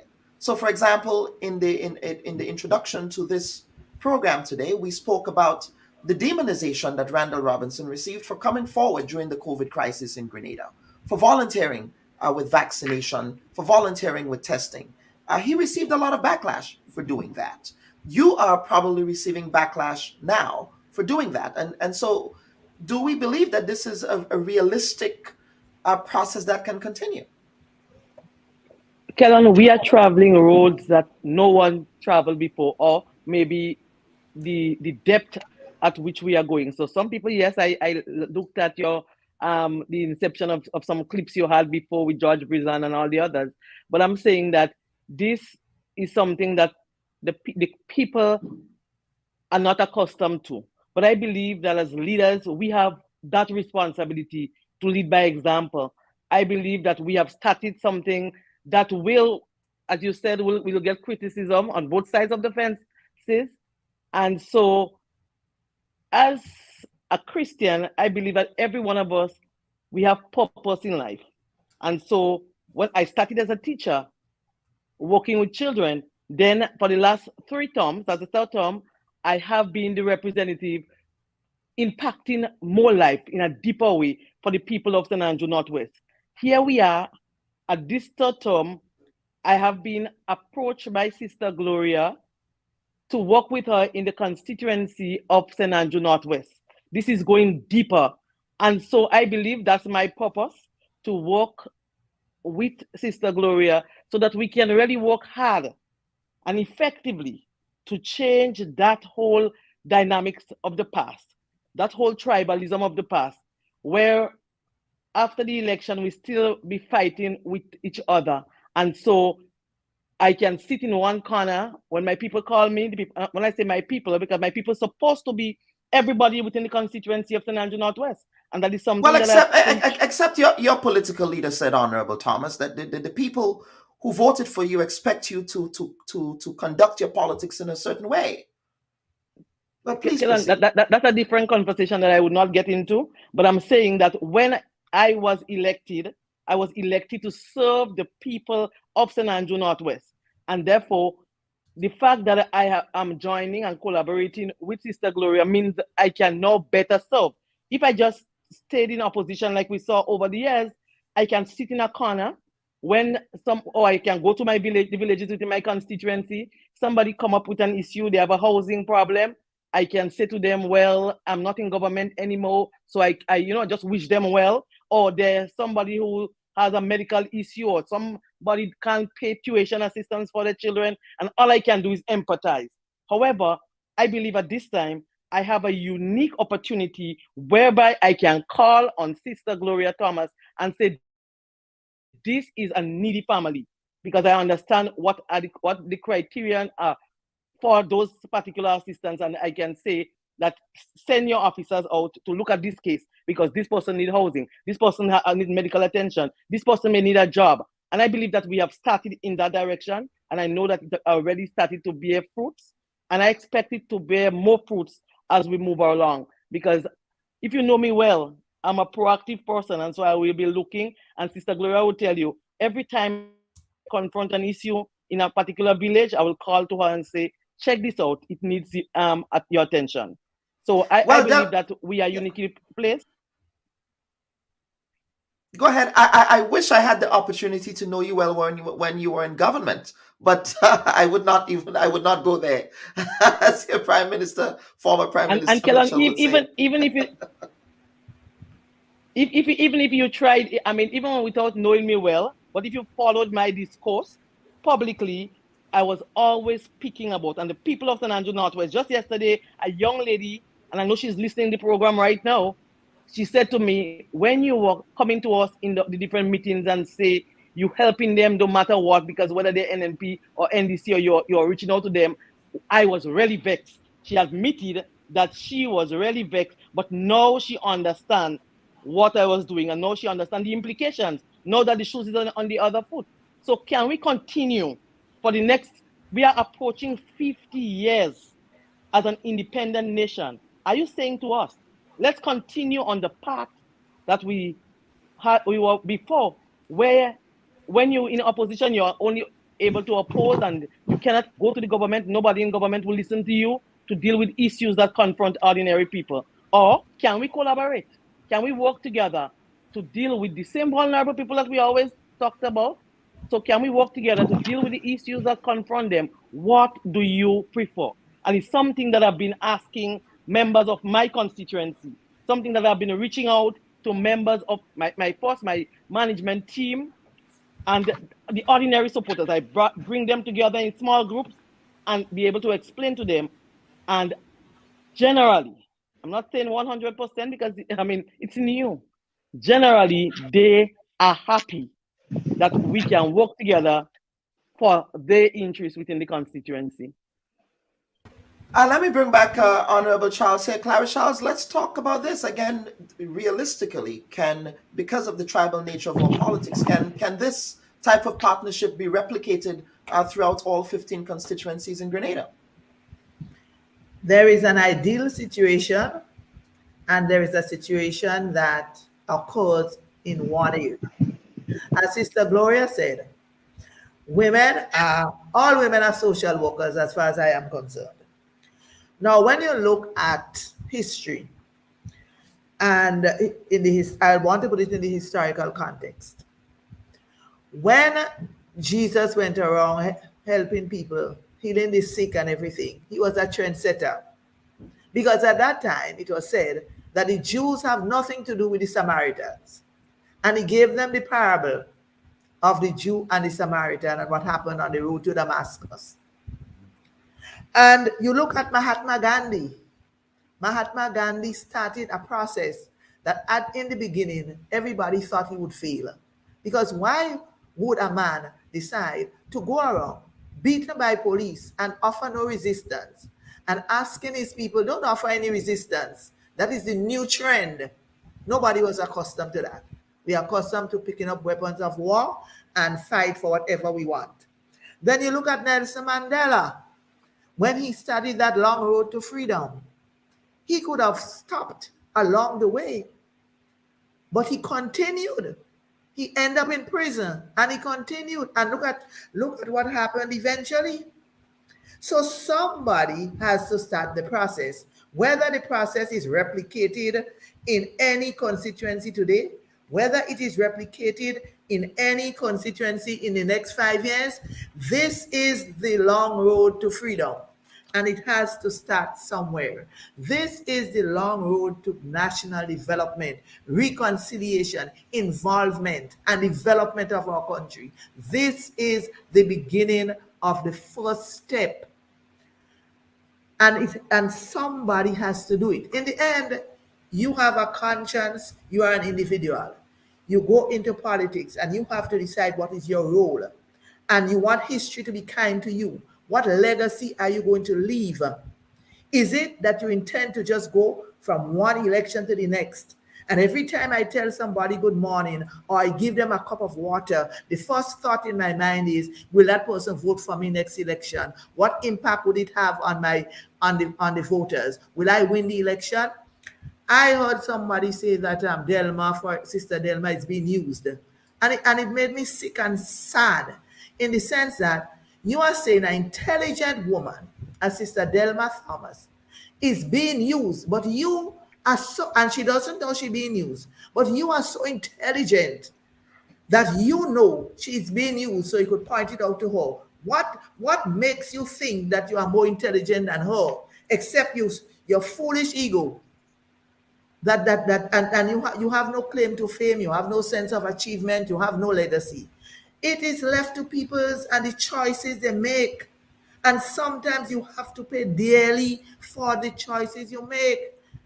Right? Mahatma Gandhi paid dearly. Nelson Mandela paid dearly.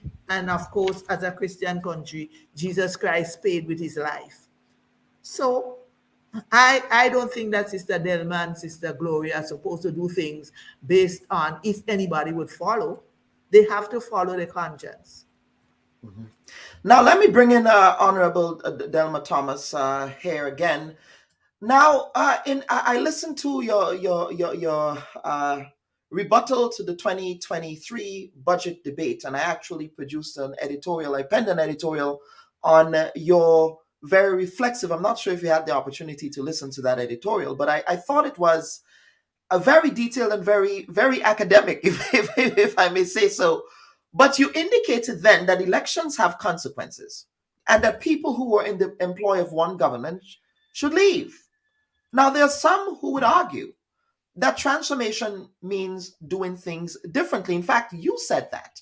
And you actually also said that perhaps the current administration should have empathy with respect to the people who are being dismissed. Both of you ladies work with people of the working class, people who are framed as poor and vulnerable. Do you have concerns with respect to the administration's approach to treating with people that are considered the least among us in society? Well, on that particular issue, I did not mean for people to leave. I didn't expect when a new government come, ordinary workers will pack and leave. What I meant was, well, they were dismissed. They were not. They didn't voluntarily. Go ahead. Yeah. Yeah. So, no, as you said earlier, that in my discourse at the budget, I said elections have consequences, and it means that people should pack up and leave. There are some jobs that you will call political jobs, like advisors and all these kind of jobs. So with that, with the inception of a new government, then you would well be aware that they may not continue with your service. However, when it comes to ordinary jobs, I did in my presentation call on the government to relook on those issues, on how you deal with ordinary people who maybe the only crime they committed were voting for the opposition party. And I still believe that in some of the instances where we are hearing people are sent home, that I still call on the government to let us relook those particular issues. Let us really truly transform Grenada. Let us not continue, because you can go back.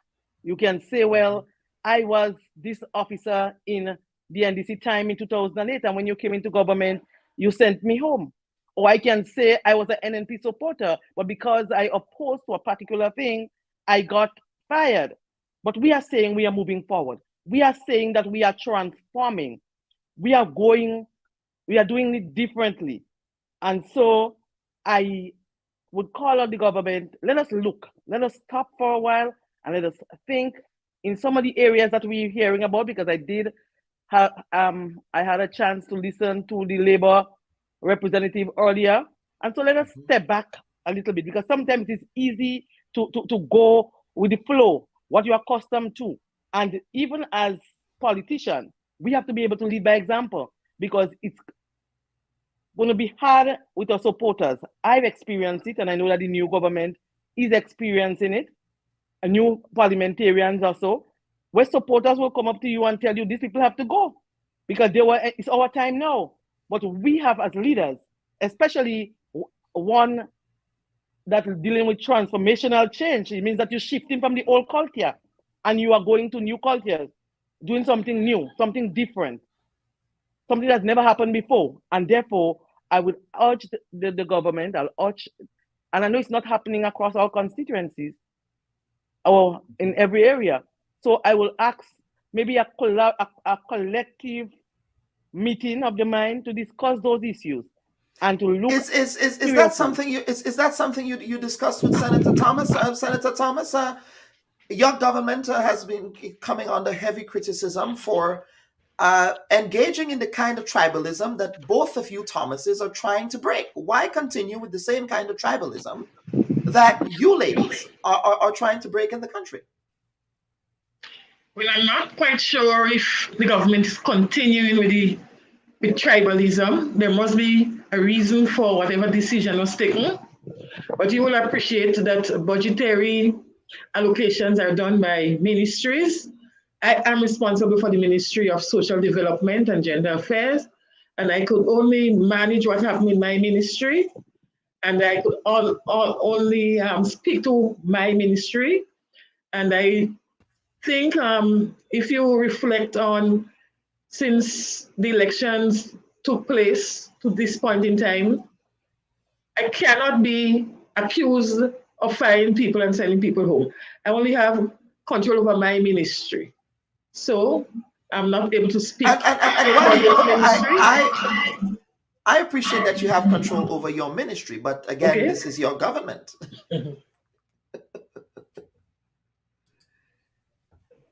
Senator Thomas, are you there? Yes, I'm here. Yes. Okay.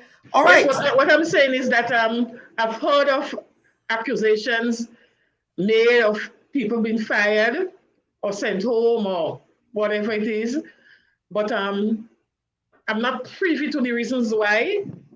I've never really get into the stories because I guess as much there must be a reason why people were sent home, and it is made out to be political, which I think if we delve deeper, it may not be that. So I don't want to speak to what happened in other ministries, as I say, but yes, it's my government, but I have the directorship over my ministry. I'm the policy maker there, and I try to do what I know is best in the interest of the country. Okay. Well, I trust that both you and Delma Thomas will be able to have that conversation, because she did encourage a rethink around that. And perhaps you can take that to the cabinet as well, Senator Thomas. But what we want to do, certainly, ladies, is to come up for air. Maybe you guys want to go get a little water. And then we would come back to close. Is there anything else you wish to add, Clara Charles, to what these ladies said here? Well, I wanted to add something with respect to the workers in Carriacou, because I have been in the trade union movement for a number of years, and I have been the Minister for Labor. And the trade union movement will always be the trade union movement, and they are supposed to fight for the rights of workers. But not only the fighting for the rights of workers is not only the job of the trade union movement. It is the job of everyone who has a conscience and realize that these are the very vulnerable. I listened to Sister Daisy Hazard, and she said that in NNP time, senior workers were the ones who were being transferred. I hope I got it right. Correct. That's what she said. Yes. But what she said, that is worse now, with workers who are questioned constantly, harassed, and then put on leave and sent home after they have come from the leave. You are talking about geriatric people who deal with geriatric, helping the elderly, and these people are sent to a farm. Do animals have to get geriatric care, or do you have young animals in daycare? So it is something that needs. I have to take what the union says, because over the years I have never. Unions don't come and exaggerate or lie, because they know you could investigate it. You can leave New York or Washington, wherever you are, and go to Carriacou and investigate it. It's not something that you cannot find out. So in a small country as Grenada, you cannot do that to the poor and vulnerable.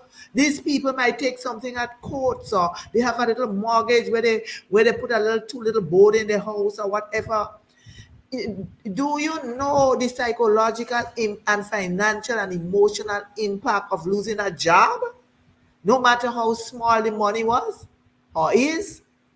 Come on, if we as a country lose our conscience, we lose our empathy, we lose sympathy, we lose the ability to put ourselves in the place of others, we have lost our souls as a country. And no matter if we find oil, no matter what diamonds we find, we will never develop how we should. You know why? We have lost our souls. And we have to chew on that. So whereas we might be talking about helping the vulnerable, we are helping the vulnerable in one constituency and sending home the vulnerable in another constituency. This is food for thought. And don't tell me that NNP used to do it, so they are free to do it now. Because if I cannot kill somebody and go before the judge and say, people killed before, so why are you coming to send me to prison? You cannot say that. You cannot tell me that I didn't talk about it before. Maybe I didn't talk about it to you. Maybe I didn't speak about it on TV, but you cannot tell me what I didn't speak about. And that any injustice that happened, whether it's under NNP or whoever, I would have spoken to it, whether it is privately or not. So that is no excuse now to penalize and punish people who you saw with a green jersey coming to a NNP rally, but who might have gone afterwards, and who admitted, some of them, that they've ended up voting for the NDC for the pension, and they voted for them to be made permanent. So some of the people who write in all these things, some of them did not even vote, and I don't know who they vote for. So you have to look at the situation as is and deal with it as is today. The persons are suffering today. They're not suffering in 1920 when NNP was there. So we have to address things in the present. Mm-hmm. And on that note, ladies, we would take a quick break here. Gloria Thomas, you did say that Clarice Charles was your mentor. And I perhaps can see where you get that passion from, yes? Clarice Charles and I also share a few commonalities. We both have Gov roots. Clarice Charles also taught my dad at the Park School, yes?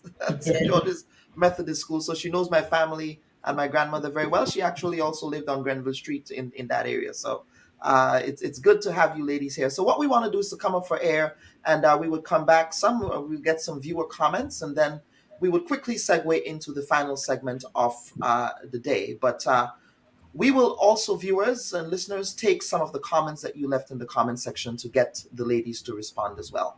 So please stand by, folks. And welcome back, viewers and listeners. And we are about to wrap up this segment with these three erstwhile and erudite ladies, public servants who have offered themselves for service to the country. I always make the point that we have to give credit to people who are staying back home to serve their country. Public service is hard work, irrespective of what side of the political fence you belong. We can all appreciate that public service is indeed hard work. You spend hours away from your families. We have here the ministers staying away from church today. I'm sure you have other constituency matters to deal with. People might be calling you at several different times of the night, right? So public service is a noble and honorable profession, and all of you, Dr. Mitchell, Deacon Mitchell, everyone must be given credit for getting in the work of public service, irrespective of what you think of Dr. Mitchell, irrespective of what you think of NNP, NDC. Public service, I believe, is such a noble profession to get into. So, ladies, you must be given credit for that as well. Now, before we get to some closing comments, I want to bring back here Senator Thomas and Honorable Thomas. There are concerns that seed recipients have been expressing with respect to a reduction in their seed funds. Now, in the 2022 budget, the Honorable Gregory Bowen announced an increase in seed funding owing to the cost of living pressures, owing to the inflationary pressures that society is experiencing. In the 2023 budget, Senator Gloria Thomas, in your presentation, you articulated that that process will continue. Now, can you tell me, with respect to what happened when you presented your budget, in which you hailed the importance of the seed program as a social safety net program, and to what some of these seed recipients are saying with respect to a reduction in their funding? Where is that inconsistency, and can you reconcile it, please? Okay, the beneficiaries of seed got an extra $150 to cushion the effects of the COVID and other matters that would have impacted their living. This came about by a cabinet conclusion number 14 of 2022. In that conclusion, it was stated that that extra assistance will be for 1 year, January to December.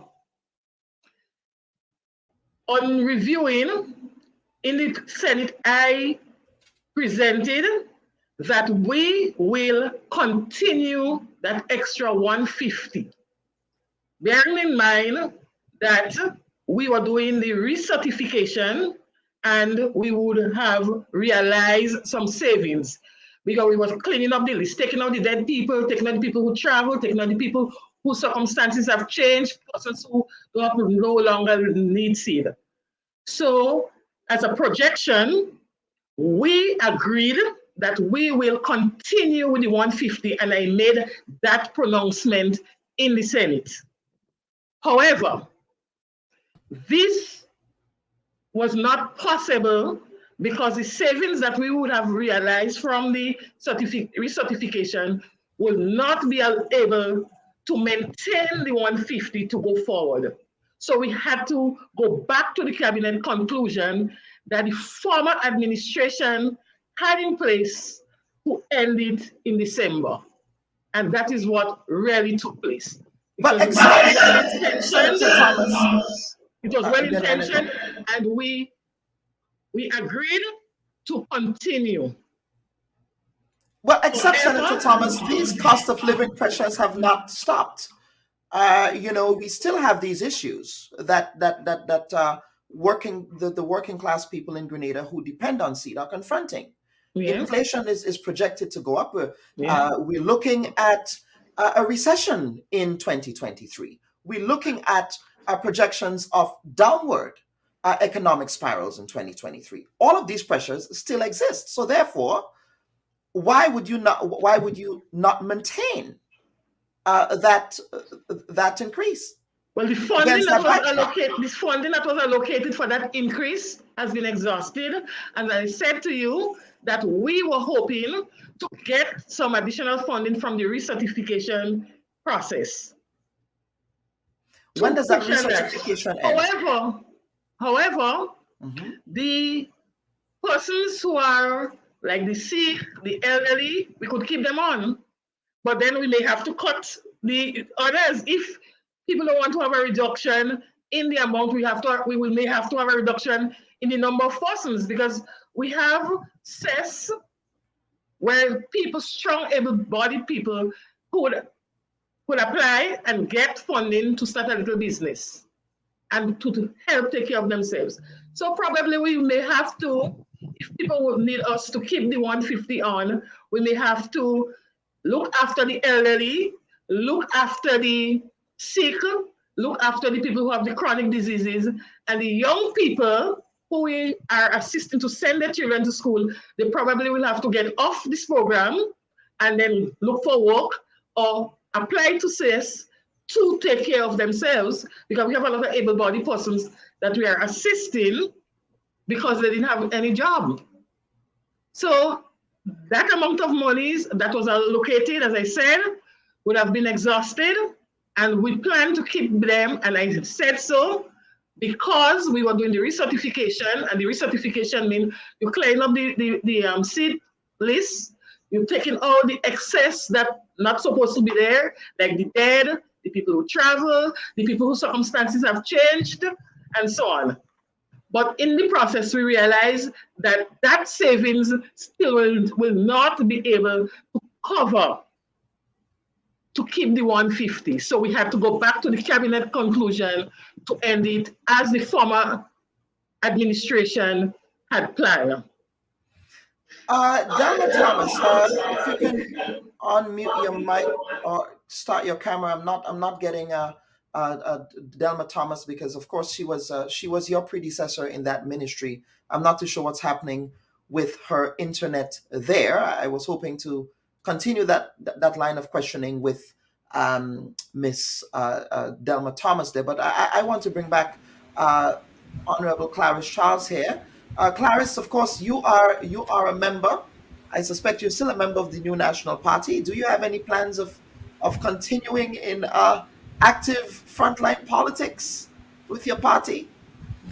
No, active frontline politics is not what I have planned for my future. I want to do more voluntary work. I have spoken to a friend of mine since before I left Cuba, and we spoke about areas where I can assist. So I would be doing more voluntary work in the society from now on. Okay, more voluntary work in the and you've met. I suspect you've met with the incoming ambassador to Cuba. What did your conversations entail? Well, I did give him a very, very comprehensive briefing as much as I could with respect to what he should expect when he go to Cuba, what he has to bring. I mentioned everything from, you know, currency exchange to warm clothing, the problems with gasoline, everything that I could humanly remember. I briefed him on it. So we had a 3-hour meeting, which I think, and he asked questions, and I think that he will be better able going to Cuba now with the type of knowledge that when I was leaving, I did not have. So he, as he said, he would put his best foot forward. All right. Let's get back. I believe Ms. Delma Thomas is back. I thought you ran away from the line of questioning there, Ms. Thomas. But never. The internet keep giving some trouble. Okay, fair enough. But we were talking about the line of questioning had to do with concerns with respect to the seed program. Is your understanding of the seed program, as Senator Gloria Thomas described, the same? Yes. So I was the minister with responsibility for social development at the time. So I would have all the information as it relates to that particular program. So I recall vividly that we did add this $150 per household, which is it was a stimulus added to the seed program and she was correct because of the issue of COVID. So it was like a COVID stimulus because we realized that cost of living was rising for 2022, and so we decided to give that particular additional assistance for 1 year, as she correctly stated, January to December. However, as you articulated, that we are seeing that the cost of living continue to be an issue, and so we are hoping that you know, maybe later on they can come back and we look and see how we can budget additional for it, because if the truth, you know, sometimes you have to be truthful always. When we raise that, though we announce it, we did not budget for it. So you may hear that coming across. So it came to the supplemental after in 2022. So it was the NDC government that came in the finance committee to get that additional resources to pay the additional, that was an additional $8 million for that 150. But I do agree that, and we'll urge the government, if we can relook that issue and see if we can continue, because it is really something that is needed by those needy families, the elderly. You know, we see an increase in the number of services. If we can maybe join the next supplemental, we can look to come up with that funding. I'm not sure how that would be, but whether or not we can come up with that so that we can continue to assist the families who need our assistance. I think that's our goal, to make sure that those who we call vulnerable are able to live somewhat of a comfortable life. And so we have seen and we have heard that this year we are going to a recessionary year, and therefore it means that we will see higher cost of living. And so I will urge the government, let us really look and see if we can realize some savings somewhere, and through the supplemental budget we can come and give and add back this 150 to the families. What have you been hearing from some of your constituents around the loss of that supplementary seed money? Have constituents been reaching out to you? Yeah, so in my case, I have not received much, a few comments, yes. But what I did last year was to reach, like, I met with my elderly at a function for them, and I did say to them that be prepared that this $150 may come out, because it was temporary at the time. At the time when we did it, it was temporary, because I didn't want to catch them off guard and then they believe that I'm the minister there and we lied for them. So I told them, the parents with children too that I came into contact with, that might be the case. But as I said, people are still calling, you know, saying that, you know, I missed the $150. I was able to do something extra. Now this bill went up and all that. So I will urge that we know, let's really look it and see if, just like how they came in the supplemental budget to get the extra $8 million to pay that particular program. Let's see if we can, in the supplemental, we can look at ways and means to assist those families who really need the extra 150. Well, Senator Thomas, I trust that you will be taking back that request to your cabinet, the next cabinet meeting on Monday. You need to unmute the microphone, Madam Senator. Unmute the microphone, please. Senator Gloria Thomas, unmute your microphone. Yeah, go ahead now. You can go ahead. Yes, I would like to make the point here that the narrative out there is like we cut it out because we don't like poor people and we wicked and we vindictive. And persons who are making that statement know for a fact that the extra 150 wasn't part of the main seed. It was just a supplementary.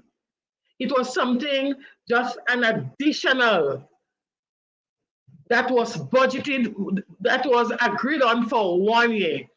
And in the course of the year, that money ran out. We had to go back to the parliament to get the approval for an extra $8 million, sorry, to continue to end the year to satisfy the conclusion that was agreed on, cabinet conclusion that was agreed on by the former administration. We recognize the need to keep that 150 because of the inflation rate and cost of living and what have you. And I, as I said, went in the Senate and make a promise that we will keep it. However, the projection that we made did not realize. So we had to revert to that cabinet conclusion. It's not that we went there to trick people. It's not election year. We don't go there to fool nobody.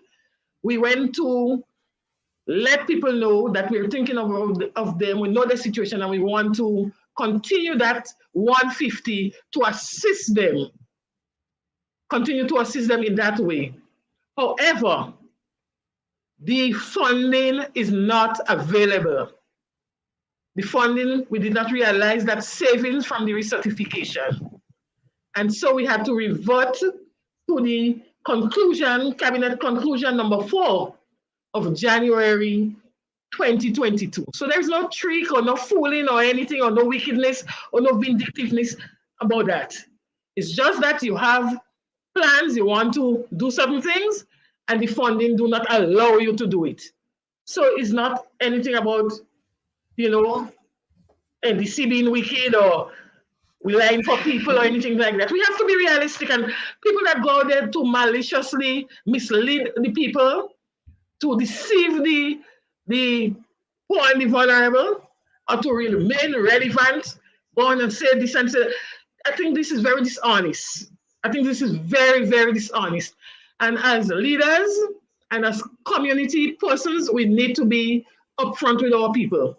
Most of our state officers said they did indicate to the beneficiaries that that benefit will not continue. But I mean, it's money, and people getting the push from other areas saying, they don't like all you, they take out all the money and they're wicked, what it is. But we were very upfront and went in the Senate and said we will continue. And we had all intentions to continue. The funding did not allow, so we had to just revert to the conclusion of the former administration. And it's just that. And as I say, if people want the 150, we may have to make adjustment with the list. The strong people, get work, use your skill, retool yourself, take care of your family. You could continue with the old people, the sick people, the vulnerable. And if we want it that way, it's either we stretch it small or we cut it short. Okay, all right. And as one of your colleagues says, and is that, this is not an endorsement of NDC's phrases or all you too wicked, okay? Don't say all you too wicked. Senator Honorable Thomas, is there anything else you wanted to add before we close this segment? Because we quickly have to get to our expert in Jamaica. Well, I kind of got, let me say over what you said, because my internet seemed to be messing up, so I even missed how the discourse Right. No, she was You were asking me a explaining. question as it relates Yeah, to the no. issue? No. I was just asking you to follow up, but you said you didn't hear. But we will get to the closing comments because it's after 12 here, and I want you ladies to go enjoy your Sunday lunch. Everyone cook mine now. You're gonna cook yours now. Look at that. Well, you could always go by your friend Delma for lunch today. Count that as not wanting to cook. and Clara Shaw said that she has lunch as well, so you can go there too. You have two places to go, right? But Delma Thomas, I want to begin with you. Closing comments here, but before I do, we see that you're part of a delegation traveling with two NDC government ministers to the independence celebrations. Not NDC. It's another NDC thing. It's an independence celebration, National celebration. Okay, national celebration. But Delma Thomas, you're part of that delegation. Did you get permission from your leader to attend that national celebration, Ms. Delma Thomas? I'm not sure if Delma is hearing you asking me? Did you get permission from your political Repeat what you leader? said? Did you get permission from your political leader to travel with the delegation of who comprises NDC ministers that will be part of the National Independence Celebration in New York? Are you hearing me? Yes, go ahead. Yes, so I did not seek permission. What I did was, there's a line that we communicate as members of parliament, all 6 of us. There's a where we communicate, and I did send that information there, saying that I was invited to that celebration. So I did give the information to the group, where even my political leader and the other 4 members of parliament are in that chat, and I did indicate to them as soon as I received that invitation. But is that your mode of communication? You just let them know, hey, I got this invitation, I'm going to go, without getting clearance from the party. The party might decide to send someone else. Well, listen, this is not, it was not NDC inviting the NNP. It was a member of parliament. So maybe our constitution needs to be clear, because the constitution does not recognize party.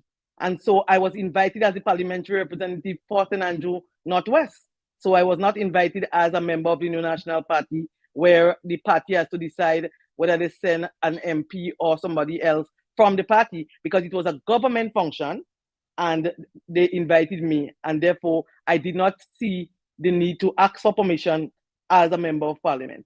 We were always reminded that there's a difference between party and government. And so there are particular decisions that were made before that the party did not have any say in it.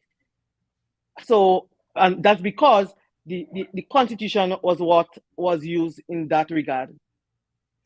What is the relationship like between you and your leader, Dr. Mitchell, your boss, Dr. Mitchell? Well, I would say, I'm not sure how to explain, how to answer this question at this time. I prefer not to answer.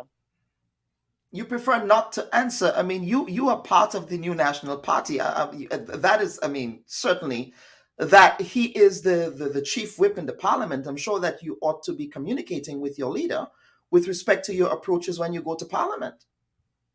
Yes, so when we have sessions as it relates to approaches to parliament, I do attend those sessions. But to say, well, we have a regular communication calling, because even with all that we're saying there and all that you're discussing as it relates to me not saying to them, or there's a concern, I've never heard him, how you would call me on particular issue. He never called me on those particular issues. So that's the reason why I decided not to answer that particular question, because I never. So you never had a conversation. You never had a conversation with him, but you did have conversations with members of the other members of the party. You did indicate you had conversations with other members of the party. Yes. But not him. Because, well, you see, other members would have been calling. So there are some people, members of the party, who you have regular communication. They would call you, see how you're doing. You must appreciate that, from government being in opposition, it'd be difficult. And therefore, there are members who will reach out to you, how are you doing, what is going on. And so in that regard, I raise with them the people who I was talking to on a regular basis. but he had not reached out to me on that particular issue. Maybe just with happy birthday, Merry Christmas, and all the such like. But we have never discussed in depth those issues because there was no telephone conversation on that. Well, except I'm not going to continue to press you because I will go there. According to your prime minister, he's your former prime minister, your leader. He says, "Don't go there." I go there and I ask the tough questions. But we would watch the space to see how that unfolds in the next couple of months. But ladies, certainly, I wish to thank all of you for appearing in this segment. And Senator Thomas, to you. I felt as if, at least I thought I treated you fairly on the Bubb Report. So please telegraph that to your ministers who have been avoiding our calls. That's Honorable Dennis Cornwall, Honorable Lennox Andrews, Honorable Andy Williams. Now, Mr. Joseph Handel also indicated that he was going to appear on the Bubb Report this Sunday, and then he told us that he had to travel. I'm sure that he knew of his travel plans before. But please let your ministers know that in the same way they were excited and enthusiastic with respect to appearing on the Bubb Report before the elections, that they should also be excited and enthusiastic to appear on the Bubb Report after the elections. We treat everyone firmly but fairly with balance and serendipity. So over to you for some closing comments, Honorable Gloria Thomas. Okay, Dr. Bubb, but you never invited me before. Yes, I think it was my pleasure being here, and I trust that the discussion here will offer some insights and some light as to especially the seed situation. I think the narrative outside there was aimed at trying to pull the ministry down, to view us in a really bad light. And those persons who attempted to do that are persons who are very much privy to the information and people who know exactly what went on and how the thing panned out. So thanks for having me here, and I trust that the public will be more understanding when government have to take decisions and in the best interest of the people in general. And I hope that with the efforts that Sister Delma and I have been making to reduce this tribalism, people will be more appreciative of it and understand where we're coming from. A small community as ours, as I said, we have to pull resources together. We have to ensure that most of the persons in our constituency and in the country as a whole are given the service or receive the service that they need. We mightn't be able to serve everyone in the way they expect to, but we will be able to do much more coming together. And so I want to thank you for having me here, and I trust that moving forward, we could have some further engagements. Mm-hmm. Honorable Delma Thomas, some closing comments from you. Hi, so let me thank you and your producers. Are you hearing me? Yes, go ahead. Yes, let me thank you and your producers for having me on your program this morning. I really do appreciate. Let me reiterate my commitment to the people of the constituency of St. Andrew Northwest and give them the assurance that I will continue to be the same person I was in government, working for their interests in the constituency. I will continue to be in every nook and cranny, listening to the issues that confront them and work together with Sister Gloria, who is part of the government, to solve those issues that confront the people of St. Andrew Northwest. So for the next 4 years, I will be your servant leader working on your behalf. Thank you. Servant leader, I like that terminology. Servant leadership is so important. And Ms. Clarice Charles, over to you for some final comments.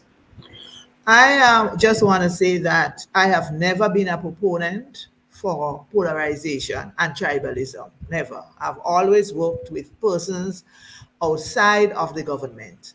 As you mentioned, when Mr. George resigned and worked as advisor in agriculture, I was at the time. I have worked with Brother Michaelette, I've worked with Brother Peter David, I've worked with Sister Grace Duncan, and anyone who, when I was in government, needed help for their constituents. And then the day when this tribalism and polarism will end, after an election, because I think the Grenada is bigger than the party. Grenada is bigger than any one of us. And anyone who is leading that charge to end that process, history will absolve you.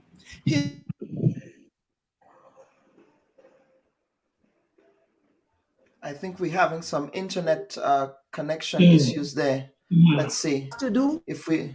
what is politically expedient. All right, Honorable Clarence Charles, we're having some internet connectivity issues, but I certainly want to thank you again for also appearing on the Bubb Report. I said that we have to do what is right. What is right. Go ahead. Oh, no, we lost her. We lost her there. But ladies, again, I want to thank all of you for appearing on the Bubb Report this week. I thought this was an extremely enlightening conversation, and a lot of our comments are also expressing that view. So thank you all for appearing on the program this week. Let's see if we can get Ms. Charles back. Ms. Charles, there you are. We're having some bandwidth issues. It reminds me of perhaps when you were in Cuba.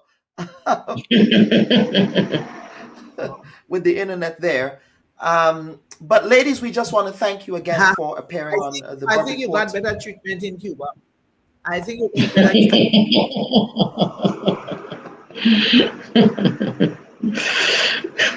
Okay.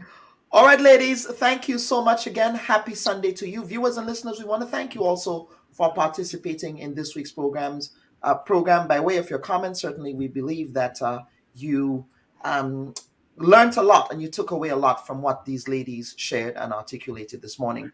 We want to take a quick break and we will get back with the final segment of the week where we will be speaking about the SSL financial scandal that's rocking Jamaica and the English-speaking Caribbean at this time. So please stand by for the final segment of the week.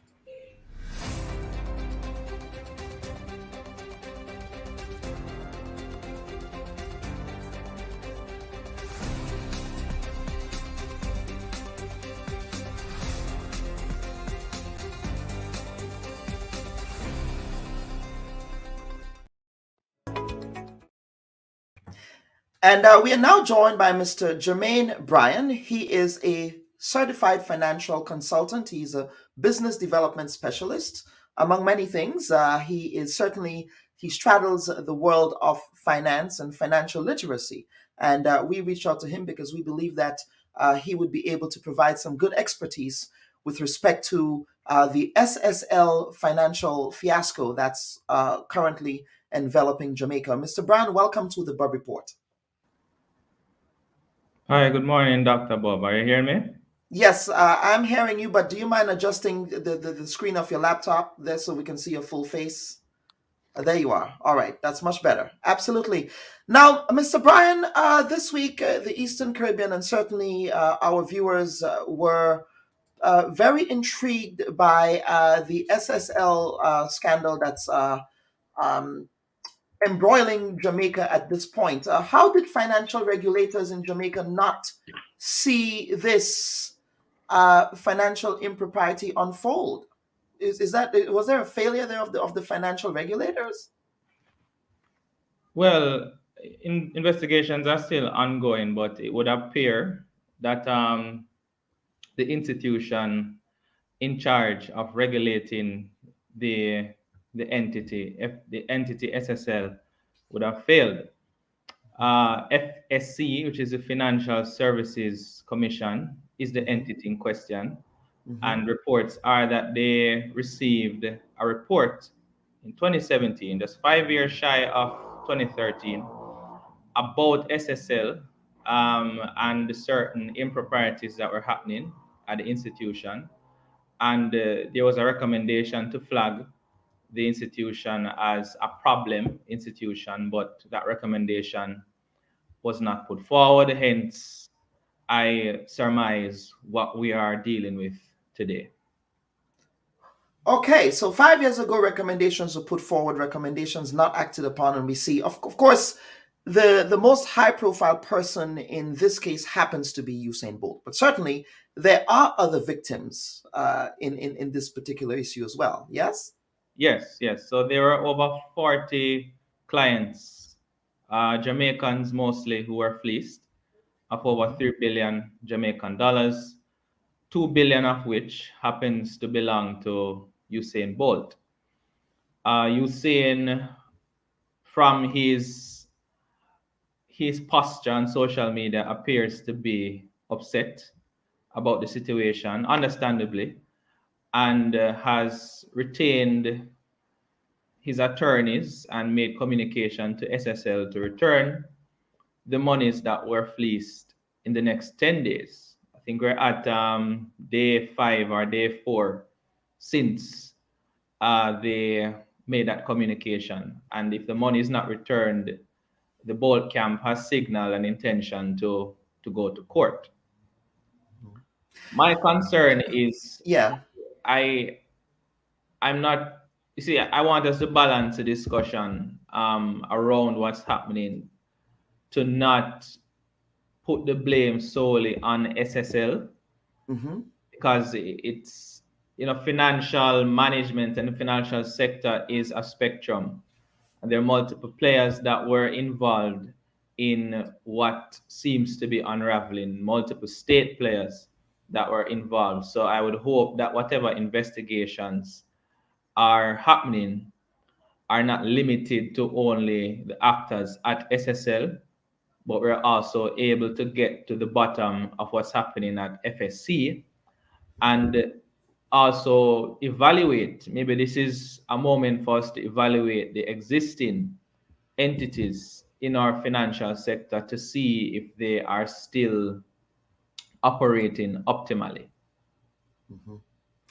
What impact has this had on investor confidence, on the general investor climate in Jamaica? Well, the impact is difficult to say at the moment, but the public outcry is certainly an indication that people are discouraged and the people could likely change in their investor behavior over the foreseeable future. I predict certainly less interest in securities, less interest in the stock market from most of the general investor community. But that is also in line with expectations that were already tabled for our financial markets, given that we are entering a recession. So it's going to be difficult to kind of isolate the impact of SSL on the financial markets while we are experiencing an impact on the financial markets brought on by the global recession. Now, we have a viewer question that's saying where the money is at SSL insured, what insurance facilities are in place? I'm not too sure if you are familiar with what insurance facilities are in place, but perhaps can you speak to what safeguards are in place, those guardrails to ensure that when something like this happens, that there is a fallback, a safety net for these investors? Right. So I can't speak definitively to the monies at SSL, but I do know there is a state mechanism in place to ensure deposits through the Jamaica Deposit Insurance Company, that's JDIC. And from my recollection, I think the JDIC insures up to 1.2 million Jamaican dollars of deposits. And that entity was formed, I believe, as a response to the fallout of the 90s, the financial fallout in Jamaica, which resulted in the formation of FinSAC, the financial, FinSAC, which was formed by the government to recover distressed assets that came out of that financial fallout. So I believe JDIC was formed as a part of that thrust to restore investor confidence. But I mean, 1.2 million is chump change when you consider the amounts of money that people invested, different people invested in SSL. Obviously, this is an ongoing investigation, and I suspect that there are sub judice rules with respect to commenting on active investigations. Yeah. But we have been hearing of one high profile, I guess, investment broker at that firm. Have anybody else been implicated that you know of outside of that person, that individual, that woman in question? No, not that I know of. And I believe the person in question is Jean Pantan. Yes. Right. So she has come up as the face of the fraud, so to speak. And since that public revelation, the state authorities have made several strides in trying to track the monies by way of her personal belongings. So they conducted a raid, I believe, just yesterday at her apartment uptown Jamaica. And I surmise, the more raids and more investigations will come as this case unfolds. But I do want to say that I personally don't believe Ms. Pantan is solely responsible for a fraud of this magnitude. $3 billion is that's not an easy project for one person to undertake, especially an individual that isn't in the leadership tier of the organization. So I again would hope that the state authorities are mindful and are not blinded by what may be happening with Pantan and fail to look at the bigger picture and fail to look at the higher ups and the different connections that could potentially exist that we're not seeing at the moment. So I suspect what you're saying here is that many other heads obviously would be rolling, and this would be, of course, because it's an ongoing investigation, there are other people who would be implicated. That's my expectation, yes. And finally, you made the point on your LinkedIn profile last week. You said, quote, this situation sends a very harsh message about investing in Jamaica, a message we've been hearing for some time now from other scandals involving prominent financial institutions. You then go on to say it is especially upsetting for the entrepreneurship community to see what is happening to Usain Bolt, not to dismiss the loss to other investors who were defrauded. But obviously, then you go on to say that this is devastating not only for him, but for the investability of Jamaica. Can you unpack that for us?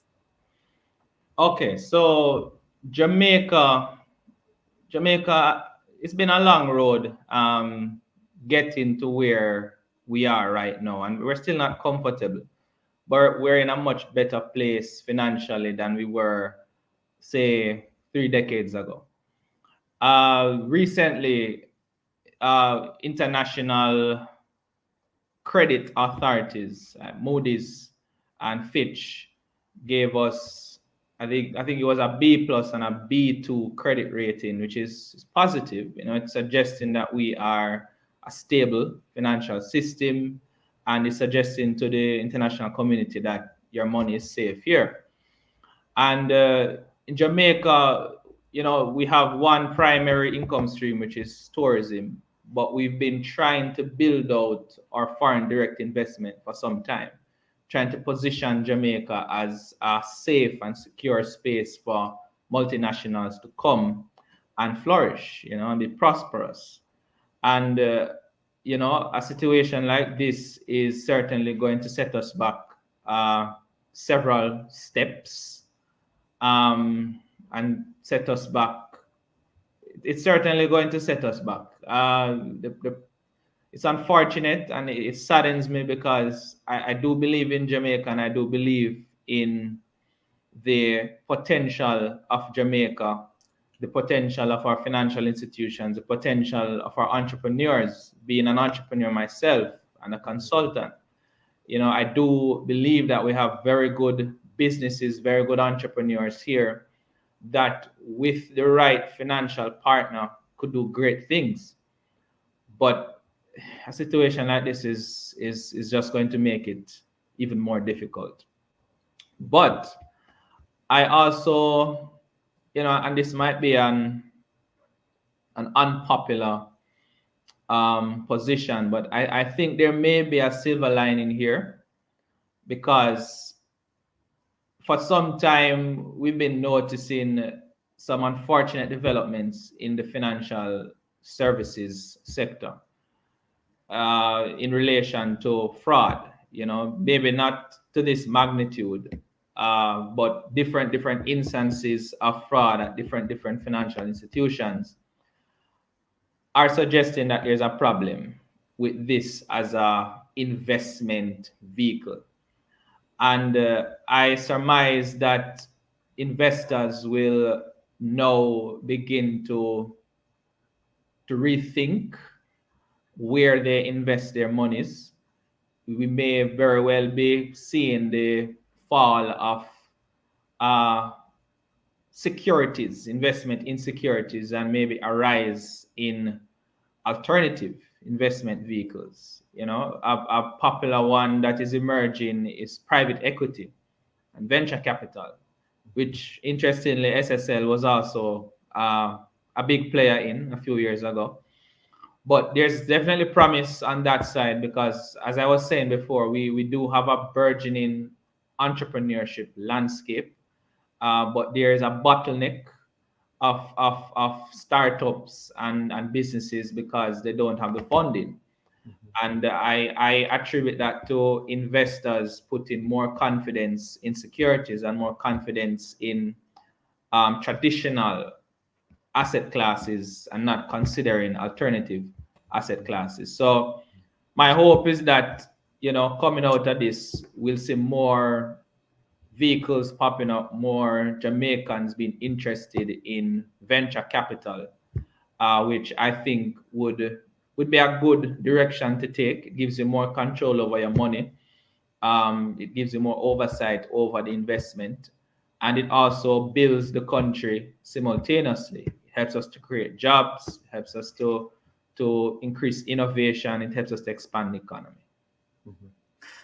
Mr. Brian, thank you so much. Sometimes when you communicate, I love the LinkedIn platform. It's such a great tool for networking. So when I reached out to you, I wasn't too sure if you were going to respond, but certainly I thank you for responding to our request and for providing our viewers in Grenada with some more context to what's happening. Because, of course, in Grenada, we also had a financial a scandal many years ago with the CLICO matter in Grenada, where many investors also were fleeced out of monies. A lot of them, unfortunately, have still not had their investments recouped. So many Grenadians are also aware of the challenges where that is concerned. So thank you again.